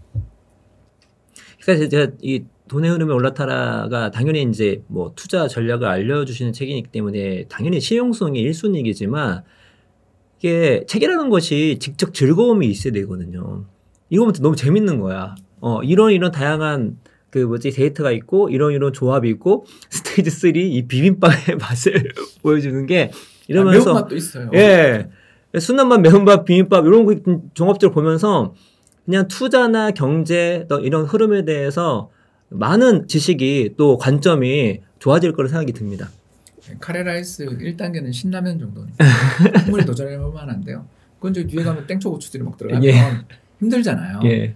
근데 이 둘을 조합하면 또 새로운 세계가 그러니까 예. 좋습니다. 이제 또 투자 전략도 중요하지만 우리가 거시경제적으로 경제에 대한 이해가 되게 중요하잖아요. 또 책에서는 또 후반부 때 우리 거시경제에 대해서 또 국제경제에 대해서 박사님의 어떤 해안이 많이 들어가 있는데 이제 그 중에서 세 가지 정도만 한번 얘기 나왔으면 좋겠는데 첫 번째로 우리나라의 경쟁력 얘기를 많이 하잖아요. 예. 그럼 우리나라의 경쟁력이 앞으로 계속 이 경쟁력이 유지되고 갈 것인가? 그러니까 지금 현재 경쟁력 어느 정도고 앞으로 어떻게 될 것인가에 대해서 박사님 어떻게 생각하시는지 궁금합니다. 네, 뭐 우리나라의 스포츠 중에 하나가 이렇게 자기 비하 스포츠가 하나 있죠. 네. 곤마을. 헬조선 담론도 있었고. 헬조선 담론. 근데 대부분 나라들마다 다 자기 나라를 좀 비하해요. 예, 그런 것 같습니다. 왜냐하면 안 좋은 점이 일단 많이 보이니까. 예, 가용성 편향이라 하죠. 예, 근데 글로벌하게 이렇게 국가 경쟁력, 근데 국가 경쟁력이라는 건 저는 정말 말도 안 되는 지표 같고, 그 블룸버그에서 발표하는 혁신지수, 예, 이노베이션 인덱스 이게 뭐냐면 이 회사, 이 나라가 얼마나 역동적인가, 그러니까 발전의 포텐셜이 어떤가를 보는 거죠. 그러니까 지금 그 나라의 경쟁력이 얼마나 높냐, 이건 저는 이해가 잘 안 되는 게, 그 경쟁력의 자태라는 게 너무 주관적이더라고요. 그래서 스위스 모 기관에서 발표하는 거 그런 거는 볼 때마다 이상하다. 이게 뭔가 컨설팅 회사인가 이런 생각을 좀 갖게 되는데 세계적인 통신사인 이 블룸버그에서 발표하는 이 통계는 참 의미 있는 게 정량화될 수 있는 7가지 지표를 갖고 하거든요. 7가지 지표들이 뭐 별게 아니라 뭐 특허 출원을 얼마나 많이 하냐, GDP에서 차지하는 기술 혁신, 기술 개발 투자는 얼마나 되냐, 학생들 점수는 몇 점이냐, 고등교육기관들이 발표하게 되는 논문들 인용은 얼마나 많이 되냐, 이런 걸 가지고 쭉 하는데 7개 중에서 한국이 그 1등 내지 2등을 하는 품목들이 정해져 있어요. 1등이 첫 번째가 바로 뭐냐 하면 특허. 그러니까 나라는 작은데 미국 시장에서 우리가 독일보다 특허를 더 많이 출원할 겁니다. 예, 그러니까 세계 시장에서 가장 특허가 중요한 곳이 미국인데 우리 그 애플이랑 삼성 특허 전쟁 맞잖아요. 그래서 미국에서 특허가 정말 출원되는 게 정말 중요한데 그 미국 시장 특허 1위는 당연히 미국이지만 2위가 일본이거든요. 일본이 아직도 죽지 않았다라는 걸 보여주는데 그게 3위, 4위를 지금 다투는 게 한국, 중국이 다투고 있거든요. 그러니까 그 독일이 그 밑에 있습니다. 왜 이런 일들이 벌어지냐 하면 우리나라 기업들이 아주 큰 그때 교훈도 얻었고 또 우리나라 기업들이 워낙 열심히 첨단 기술 산업에서 경쟁을 벌이고 있다 보니까 특허를 많이 출원합니다. 그리고 두 번째로 우리나라가 세계 2등을 하는 게 바로 뭐냐 하면 이 클러스터와 그리고 R&D거든요. R&D는 1등이 이스라엘입니다. 거기 뭐 도저히 이스라엘. 그냥 그 유태인 커넥션을 우리가 이게 무슨 수로 이렇게 다 하겠어요. 방법이 없어요. 그러니까 연구 개발을 엄청나게 열심히 하는 그런 거죠. 그런 나라들에 비해서 이제 우리나라는 뭐 한국은 경제 규모도 꽤 크고 인구도 5천만 몇백만 안 되는 나라들의 소국가들의 R&D 비율 이런 거는 좀 다르잖아요. 그 체급이 좀 있으니까. 근데 이제 우리나라에서 이제 가장 좀 문제가 되는 것은 교육 쪽이죠. 그러니까 학생들은 똑똑할 줄 모르는데 이제 그 대학교가 문제입니다. 대학교 교육이 세계적으로 보면 경쟁력이 약한 편이죠.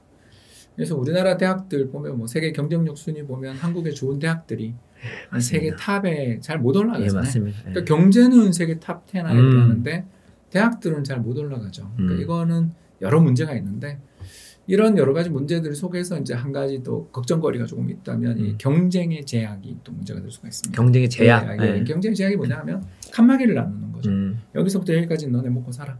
여기서부터 여기까지 먹고 살아. 이제 이게 중소기업 적합 문제라든가 뭐 각종 라이센스 문제들인데 여러분 아시는 것처럼 물론 이 유치 산업들을 보호하고 경쟁력이 낮은 산업들을 보호하고 소상공인들을 보호하기 위한 그 좋은 마음은 아는데 그 구획을 나눈다고 해서 살아나던가 일단 전통 재래시장 우리가 가냐 이거죠.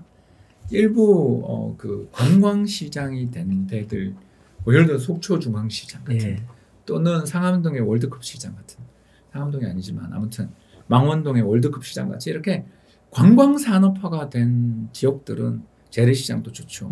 그러나 대부분의 재래시장들은 아니, 가면 정말 대부분의 가게가 그렇죠. 문을 닫거나 또는 청소도 제대로 안 된 지역들을 너무나 볼 수 있습니다. 예.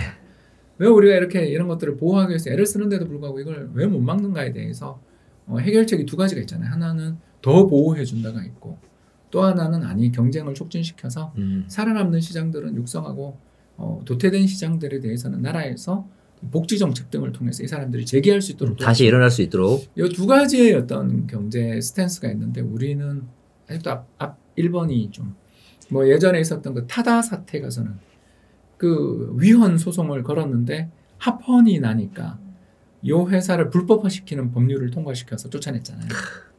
그리고 이제 지금 그 여러분 아시는 것처럼 새로운 회사에 인수돼서 지금 서비스가 다시 네. 나오고 있습니다. 그래서 이런 여러 가지 사례에서 보는 것처럼 우리나라는 참 잘하고 있지만 문제도 있어요.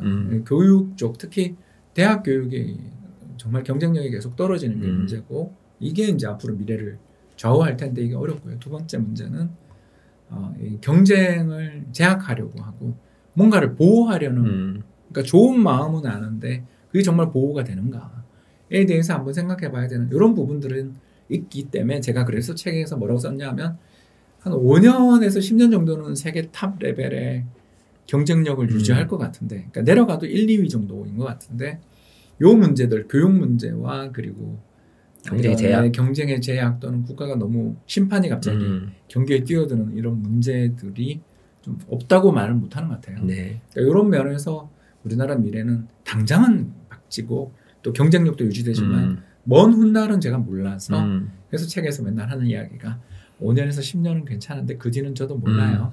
그때 또 개정판 낼게요. 뭐 이런 식으로 이제 피해가는 게 우리 경제가 참 좋은 면도 많지만 막 어두운 면도 없진 않다. 네. 이렇게 말씀드릴 수 있는 것 같아요. 네. 지금 우리나라가 뭐 미국 의존도도 뭐 당연히 높지만 또 중국 의존도가 되게 높잖아요. 그래서 우리가 중국 경제에 대해서 알아야 되는데 중국 경제의 미래는 어떻게 될 거라고 생각하십니까? 좀 어두워졌죠. 한 10년 전에는 이렇게 어둡지 않았는데 네. 지난 10년 사이에 제가 봐서 역사에서 중국을 잃어버린 10년이었다라고 평가하지 않겠는가. 2012, 그 정도로 13년부터 경제 제가 봤을 때는 두 차례의 위기가 있었던 것 같더라고요. 그래서 첫 번째 위기는 13, 14년에 시작됐던 그림자 금융 위기가 네. 있어서 그 뒤에 결국 2015년 중국 위에나 평가절하에서 막 경제 환투기 공격 당하면서 경제가 엄청 어렵고 중국 주식시장 폭락한 거 있고 또 2018년부터는 이제 또 미중 무역 분쟁으로 네, 그렇죠. 그래서 산업 경쟁력의 저하 문제 위기가 또 터진 것 같아요. 물론 뭐 나라가 망할 정도는 아니라고 봅니다. 저는. 그러나 중국 경제가 가지고 있는 여러 가지 문제가 이제 복합적으로 터져나오는 중이다. 그러니까 첫 번째 문제는 뭐냐면 그 그림자 금융 위기가 별거 아니고요. 그 중국이 이번에 금리를 인하했는데 대출 금리가 2.8%예요. 1년 만기 대출 금리가. 네. 그래서 경기 안 좋으니까 금리를 인하했죠. 근데 이게 말이 안 되는 게 왜냐하면 중국 경제 성장률이 작년에 안 좋아도 8%였거든요.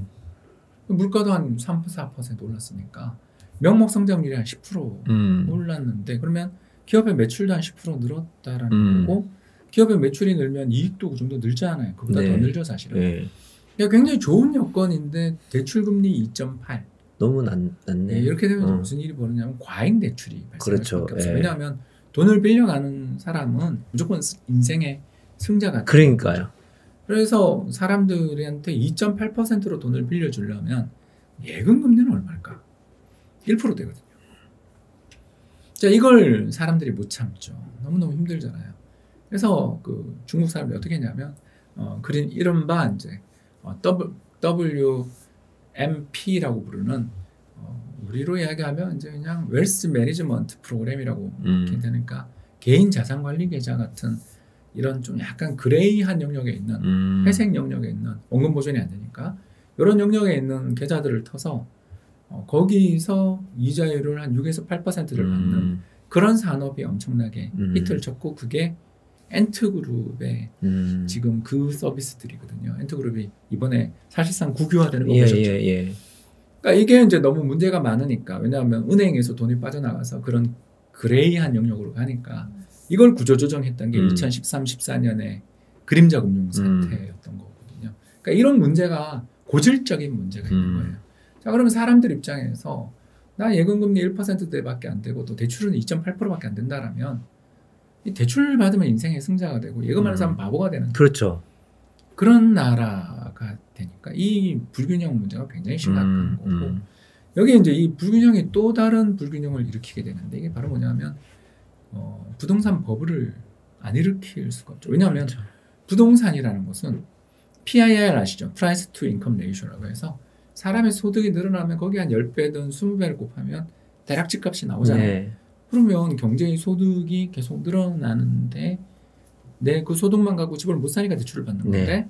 그 대출을 받을 수 있으면 레버리지 효과까지 그렇죠. 생겨서 뭐 선전이든 상해든 광저우든 항저우든 아무튼 연안 지역에 있는 좋은 도시에 집을 살 수만 있으면 이 사람은 인생의 승자가 될 거예요. 그렇죠. 그래서 이 버블이 생기고 이 버블 문제를 해결하기 위해서 그 홍다그룹 같은 이런 네. 부동산 개발 회사들을 혼내고 또 파산시키고 막 그런 구조조정을 하고 있는 거거든요. 근데 물론 뭐 이제 이것 때문에 나라가 망한다라는 게 아니라 지금 제가 방금 말씀드린 이런 여러 가지 요인들의 하나가 더 언제 붙었는 게 후아웨이 같은 그런 기업들이 기술 도둑질하고 또 백도어 프로그램 설치해서 결국은 해외에서 사업 못하게 지금 돼가는 방향으로 또 수십조 수백조를 들여서 육성하고 있던 반도체 회사들이 연쇄 파산하고 국유화되고 이런 것들을 보면 결국 경제가 가지고 있는 경쟁력들 혁신 경제를 만들기 위해서는 기술 산업들을 육성해야 되는데 그 기술 산업들을 육성하기 위해서 애썼던 효과는 없고 무용 마찰만 일으키고 경제 내에서는 부동산 시장 버블부터 금융시장의 이런 불균형이 누적되고 있는 거죠. 그러면 이걸 해결하는 방법은 뭐냐 하면 우리는 알죠. 자유화해야 되죠. 그래서 시장을 개방하고 해외 기업들이 중국 들어가서 사업하는데 옛날 뭐 우리나라한테 했던 한한령 이런 거 하지 않고 시장의 경쟁을 촉진해서 경쟁력 없는 국영기업들 망하게 내두고 또 시장 금리도 자유화해서 예금 금리 레벨이 시장 균형 수준에서 적정하게 그리고 대출 금리도 경제 수준에 맞게 한 10% 정도로 금리도 올라가고 이러면 이제 구조조정이 이루어지면서 경제가 경쟁력을 갖게 될 텐데 그 과정에서 발생할 혼란에 대한 정치적 불안실성에 대해서 우려를 하고 있잖아요. 왜냐하면 거기는 일당 독재 국가니까. 그렇죠.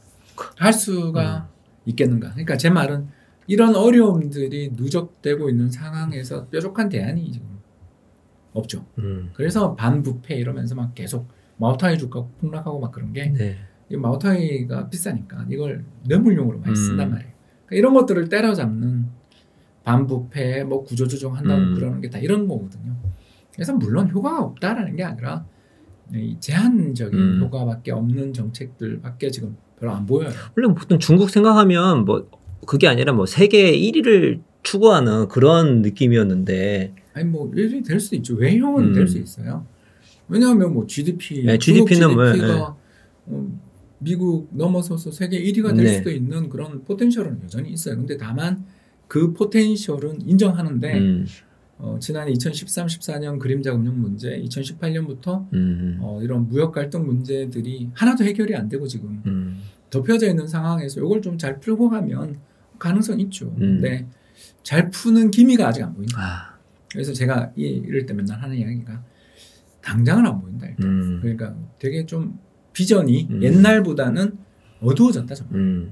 그래서 문제 해결을 하지 못한 채 우왕좌왕했던 10년으로 지난 10년을 평가받는 또는 성장의 동력이 떨어졌던 10년으로 평가받지 않겠는가 그런 생각을 하게 되는 거죠. 지인이 집을 사겠습니다라고 이야기를 하면 지금까지 안 사다 꼭 지금 사야 되겠니라고 말을 할 것 같다. 작년 봄 정도 이맘때만 해도 제발 집 좀 사라고 제가 애원하던 사람이 왜 바뀌었냐. 이제 우리나라 부동산 시장에 대해서 어떻게 될 것인가? 박사님 고견을 한번 듣고 싶습니다. 당장은 모르겠는데 결국 위험이 올 것 같습니다. 위험이 올 것 같다. 그러니까 그날이 언제 올지는 저도 모르는데 저라면 일단 주변에 어떤 지인이 집을 사겠습니다라고 이야기를 하면 지금까지 안 사다 꼭 지금 사야 되겠니라고 말을 할 것 같다. 지금까지 안 사다 왜 지금 사야 되겠니? 그러니까 지난 8년 동안 서울 부동산 가격이 실거래가 기준으로 한 3배 가까이 오른 거죠. 5억대가 지금 13, 14억 정도까지 왔으니까 서울 아파트 기준입니다. 이 정도 가격이 오르는 동안 안 사다가 왜 굳이 지금 사야 되니? 그러니까 있던 분이 교체 매매하는 거야. 뭐 문제가 안 되겠는데 지금까지도 부동산 안 사다가 왜 지금 사야 되냐 이거죠. 안 산 데는 두 가지 이유가 있을 거 아니에요. 하나는 돈이 없거나 뭐 돈이 생겼다. 그러면 축하하면서 살아버리면 되는데 대부분의 경우는 살 수 있는데도 안 샀던 분들은 그러니까 레버리지를 일으키면 좀 살 수 있었던 집들은 있었는데도 안 샀던 분들은 집값이 빠질 거라고 생각했기 때문에 안 산 거잖아요. 네. 그러면 지금은 그 어느 때보다 집값이 이제 점점 불안해지고 있는데 왜 그 신조를 지금 꺾어야 되는가? 그래서 사전 청약도 좋고 뭐 아니면 아까 우리가 몇 번 이야기한 것처럼 글로벌 분산 투자를 통해서 자산을 잘 관리하고 키워나가다가 2013년이나 또는 1997년 같이 15년에 한 번씩 오잖아요. 이런 정기적으로 찾아오는 부동산 시장의 어떤 조정의 사이클. 그러니까 집값이 뭐 빠진다가 아니라 인플레만큼 못 오르는 시기들이 한 번씩은 오잖아요. 네. 그런 식으로 따지면 우리나라 부동산 시장 역사상 최악의 시기는 1980년이었죠. 그때 소비자 물가가 30% 오르는데 집값이 거의 못 올랐어요. 왜냐하면 그때 광주 학살을 비롯한 수많은 정치적 일정들 변동성 속에서 우리 경제가 그 초유의 마이너스 성장을 했던 시기라서 네. 집값이 거의 못 올랐는데 물가는 30% 오르니까 집값이 한 해에 30% 빠진 거죠. 그러니까 그런 시기들이 우리나라 종종 있었어요. 그래서 부동산 가격에 이 버블이 있다 해도 그 버블을 빠뜨리는 방법이 두 가지가 있는데 하나는 정말 절대 가격이 빠지는 거고 또 하나의 방법은 1980년처럼 인플레만큼 못 오르면 거품은 빠지는 거니까 그런 식으로 어떤 식으로 제가 진행될지는 저도 모르죠. 네. 부디 인플레로 거품을 뺐으면 좋겠는데 뭐 집값의 절대 가격이 빠지며 조정을 받을 수도 있는 거잖아요. 예. 그런 상황이다. 따라서 저는 주변에 다시 이야기하자면 집을 사겠다는 분이 온다면 왜 그걸 지금 사겠다는 건지 너의 이유를 좀 이야기해달라. 그런 이야기를 해야 되는 시기가 아닌가. 좀 많이 불안하다. 그러면은 그래도 어떤 이유가 있을까요? 가격이 높아서? 둘 다 한 것 같아요. 일단 첫 번째 문제는 뭐냐면 주요 후보님들의 말씀을 들어보니 드디어 병목이 풀리는 것 같아요. 뭐 어떤 후보님은 김포공항을 없애고 거기다가 집을 수백만 호도 지을 수 있는 땅입니다. 거기는 사실. 왜냐하면 고도 제한 받았던 걸 올려주기만 해도 거기에 어마어마한 집을 지을 수 있는 여건이고 또 지하철이 4개 지나가죠. 그래서 사통팔달의 교통요지이기 때문에 거기 아파트 지으면 좀 100만 호도 지을 것 같은데요. 그런 식으로 어떤 대안들이 만들어지고 있고 또 다른 후보 같은 경우는 재건축 초과이익 환수제 같은 여러 가지 부동산 시장에 있는 대못들을 뽑음으로써 민간 부문에서의 건축들을 활성화시키는 방향으로 가겠다고 하는데 그것도 역시 굉장히 공급을 늘릴 수 있는 재료다라는 거고요. 두 번째가 주택 가격이 소득 대비나 뭐 각종 여러 가지 지표 대비해서 역사상 가장 심각한 버블 레벨에 진입을 했는데요. 네. 버블을 측정하는 방법 중에 하나가 전체 소득에서 당신이 이 집을 구입하기 위해서는 얼마나 많은 부담을 져야 되는가를 측정하는 지표가 바로 주택구입 부담지수입니다. 그렇죠. 이 주택구입 부담지수에서 기준이 100인데 100이 뭐냐 하면 전체 소득의 25%를 이자와 원리금 상환에 쓰면 집을 살 수 있다가 이 바로 주택구입 부담지수입니다. 근데 지금 서울이 얼마까지 가냐면 거의 200포인트 근처까지 왔거든요. 그럼 그 50%라는 뜻입니다. 그러니까 부부 두 사람이 맞벌이 하고 있는데 한 사람이 실직하거나 휴직만 해도 이 집은 바로 경매 넘어가는 집이죠. 그러니까 그만큼 힘들게 레버리지를 하지 않으면 집을 살 수 없는데 이 레버리지의 어려움이 대출도 규제가 나오지만 이자율이 지금 슬금슬금 오르고 있기 때문에 주택 구입의 부담은 원리금뿐만 아니라 이자도 계산이 되거든요. 그래서 이대로 가면 아마 올해 상반기 중에 서울 기준 주택구입 부담지수가 200포인트는 무조건 넘겼던 것으로 보입니다. 이미 지금 현재 1월 기준 200포인트 넘은 것 같아요. 그러면 지금 신규 수요는 굉장히 위축될 수밖에 없거나 주택의 절대적인 그런 가격 부담을 견디지 못하는 때가 나올 수 있다라는 거고요. 이게 이제 외부 충격이 오면 그러니까 이렇다고 해서 빠지는 건 아니에요. 근데 외부 충격이 뭐냐면 2011, 12년부터 하우스포 사태가 왜 났냐 하면 결국 그때 뭐였냐면 부산저축은행 사태 나면서 신용경색 벌어지고 두 번째가 뭐였냐면 유럽의 재정위기 나면서 우리나라 또 수출에서 중요한 지역이었던 유럽향 수출들 얼어붙고 대우조선해양 그 회계분식 사건, 한진해운 파산, STX 조선, 뭐 동부제철, 뭐 동양그룹 수많은 연쇄적인 경제 위기 어려움 속에서 많은 사람이 실직당하면서 결국 부동산 시장에 어려움을 겪었던 거잖아요. 그러니까 우리가 언제 불황이 올지 모르는 채찍의 끝에 매달려 있는 나라인데 이렇게까지 집값이 소득 대비 비싸고 이자 대비 비싸다면 그러니까 이자 구입 여력 대비 비싸다면 이럴 때 꼭 사야 되느냐. 저는 뭐 어떤 분이 묻더라고 그러면 두 채 있으면 어떡하냐 그래서 똘똘한 한 채 더. 꼭 그렇게 여러 집을 가지고 있어야 되냐. 꼭 그게 필요하다고 생각하냐. 라는 이야기를 한번 이제 자문할 때는 됐다. 근데 언제 빠질지는 모른다. 왜? 집값이라는 게 여기도 심리에 의해서 움직이는 시장이고 그렇죠. 예. 또 나가서 주택 공급이 늘어난다 그러지만 언제 늘어날지에 대해서는 아직 불확실한 면도 있고 마지막 세 번째는 경제가 지금 호황인데 우리나라 올해 성장률 한 3% 초반에 물가 3%면 명목 성장률 6%예요. 물론 이제 작년 아파트 가격이 20% 올라서 이게 문제죠. 그래서 올해 우리나라 경기도 나쁘지 않은 상황이라서 뭐 올해 붕괴된다 이런 뜻 이야기를 하는 게 아니라 금리가 인상되다 보면 결국 선진국 경기가 좀 나빠지는 시기가 올 때는 우리나라 수출이 좀 둔화되고 탄력이 둔화되는 시기가 올 때는 이게 좀 약간 위험해질 수도 있기 때문에 저라면 투자에 있어서 그렇게 굳이 위험을 무릅쓰고 저는 투자하고 싶지 않을 때가 있는데 지금이다. 뭐 다른 대안도 많이 있으니까. 왜 해외 부동산 사세요? 네. 미국 리츠 삽시다 좀. 뭐 유럽 리츠도 좋고요. 일본 리츠도 되게 매력이 있거든요.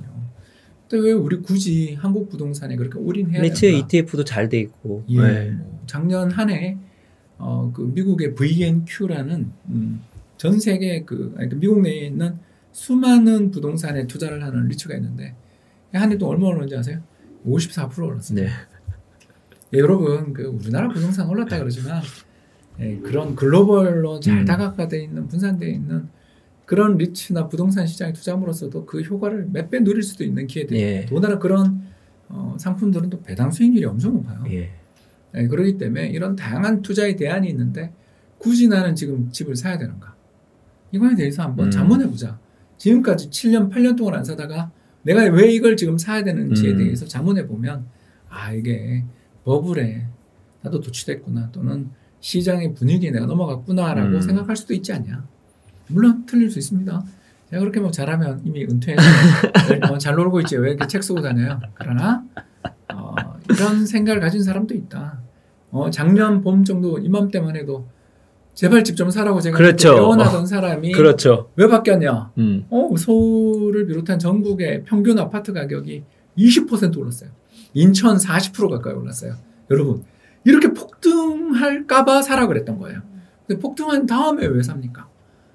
폭등하기 전에 사야지. 이 이야기입니다. 예.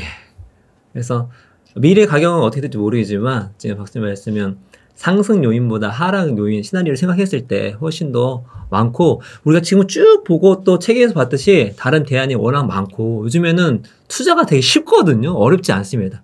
그냥 우리 박사님께서는 이제 주변에 금수저 말고 자수성가해서 이렇게 성공하시고 부자 되신 분이 많이 이렇게 있을 것 같은데 그분들을 만나보시면서 갖고 있는 어떤 특징들이 있으면 말씀해 주시면 고맙겠습니다. 일단 한 분야의 전문가들이 되게 많아요. 한 분야의 전문가들. 네. 제 친구 중에 하나는 뭐 애널리스트 출신인 친구가 있는데 이 친구는 전기전자 산업에 공부를 열심히 한 친구예요. 그래서 이 친구가 투자를 할 때 하는 걸 보니까 자기가 아는 것과 모르는 것을 구분하더라고요. 그래서 반도체 산업이면 반도체 산업, 또는 스마트폰 산업이면 스마트폰 산업, 장비 산업이면 장비 산업, 파운드리면 파운드리 등등 자기가 잘 아는 분야에 대해서 끊임없이 공부를 해나가면서 그 분야에 해당되는 지식들을 모아서 정말 이 분야가 싸다라고 생각될 때는 사더라고요. 근데 그때 예를 들어서 화장품 주식이 날아가고 있었을 때 정말 사고 싶지 않았어요. 근데 그 친구랑 만나서 이렇게 맥주 한잔 하면 야 지금 저 아모레퍼시픽 LG 생건이 저렇게 날아가는데 저거 좀 사지 그래 라고 이제 지나는 말로 할 수 있잖아요. 그럴 때 딱 그러더라고요. 난 내가 모르는 데는 안 해. 그 친구가 이제 요새 지금 저기 올레길 돌고 있거든요. 한 달 동안 돌고 있더라고요. 아마 자기 집인 것 같아요. 이런 그 플렉스라고 하죠. 그러니까 이런 걸 즐길 수 있는 이유가 뭐냐면 자기가 잘 아는 분야, 공부를 열심히 한 분야에서는 자기가 이렇게 합리적으로 그게 맞다 생각될 때는 하지만 자기가 잘 모르는 분야에서 막 생기 들을 때는 내가 아는 데가 아니니까 난 거기는 좀 됐고 이런 좀 쿨한 태도가 나는 그러니까 그걸 분리하는 할 수 있는 것과 내가 모르는 걸 분리할 수 있는 태도를 가지고 있는 친구들이 굉장히 성공하는 것 같아요. 그리고 또 하나 더 이야기하자면 이렇게 투덜대는 친구들이 부자된 경우를 저는 본 적이 있어요. 투덜대는 사람.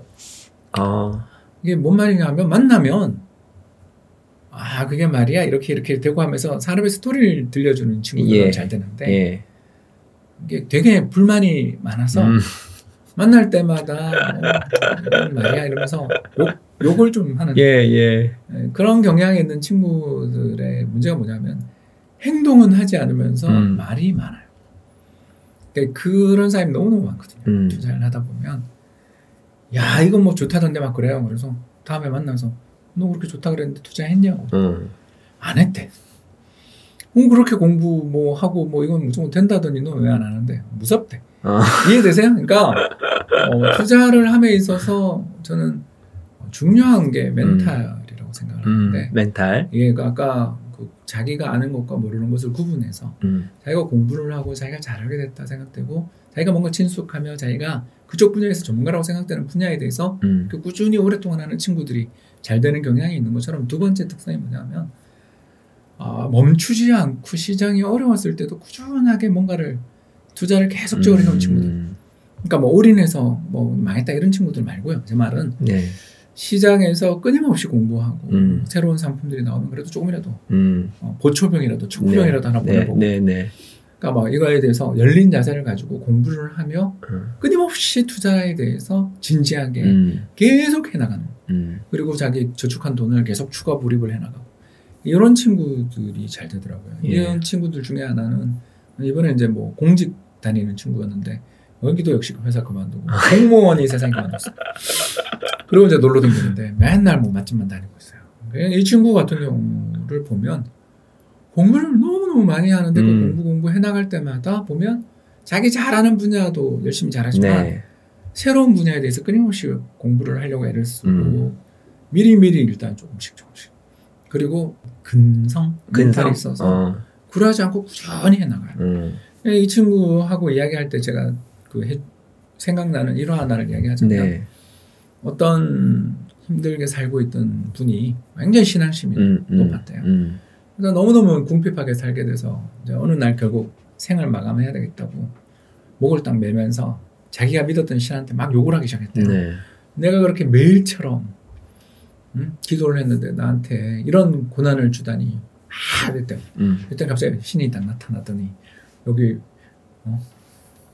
자살하려는 줄을 딱 잡고 첫마디가 너 그렇게 기도하면서 로또 한번 긁어봤어?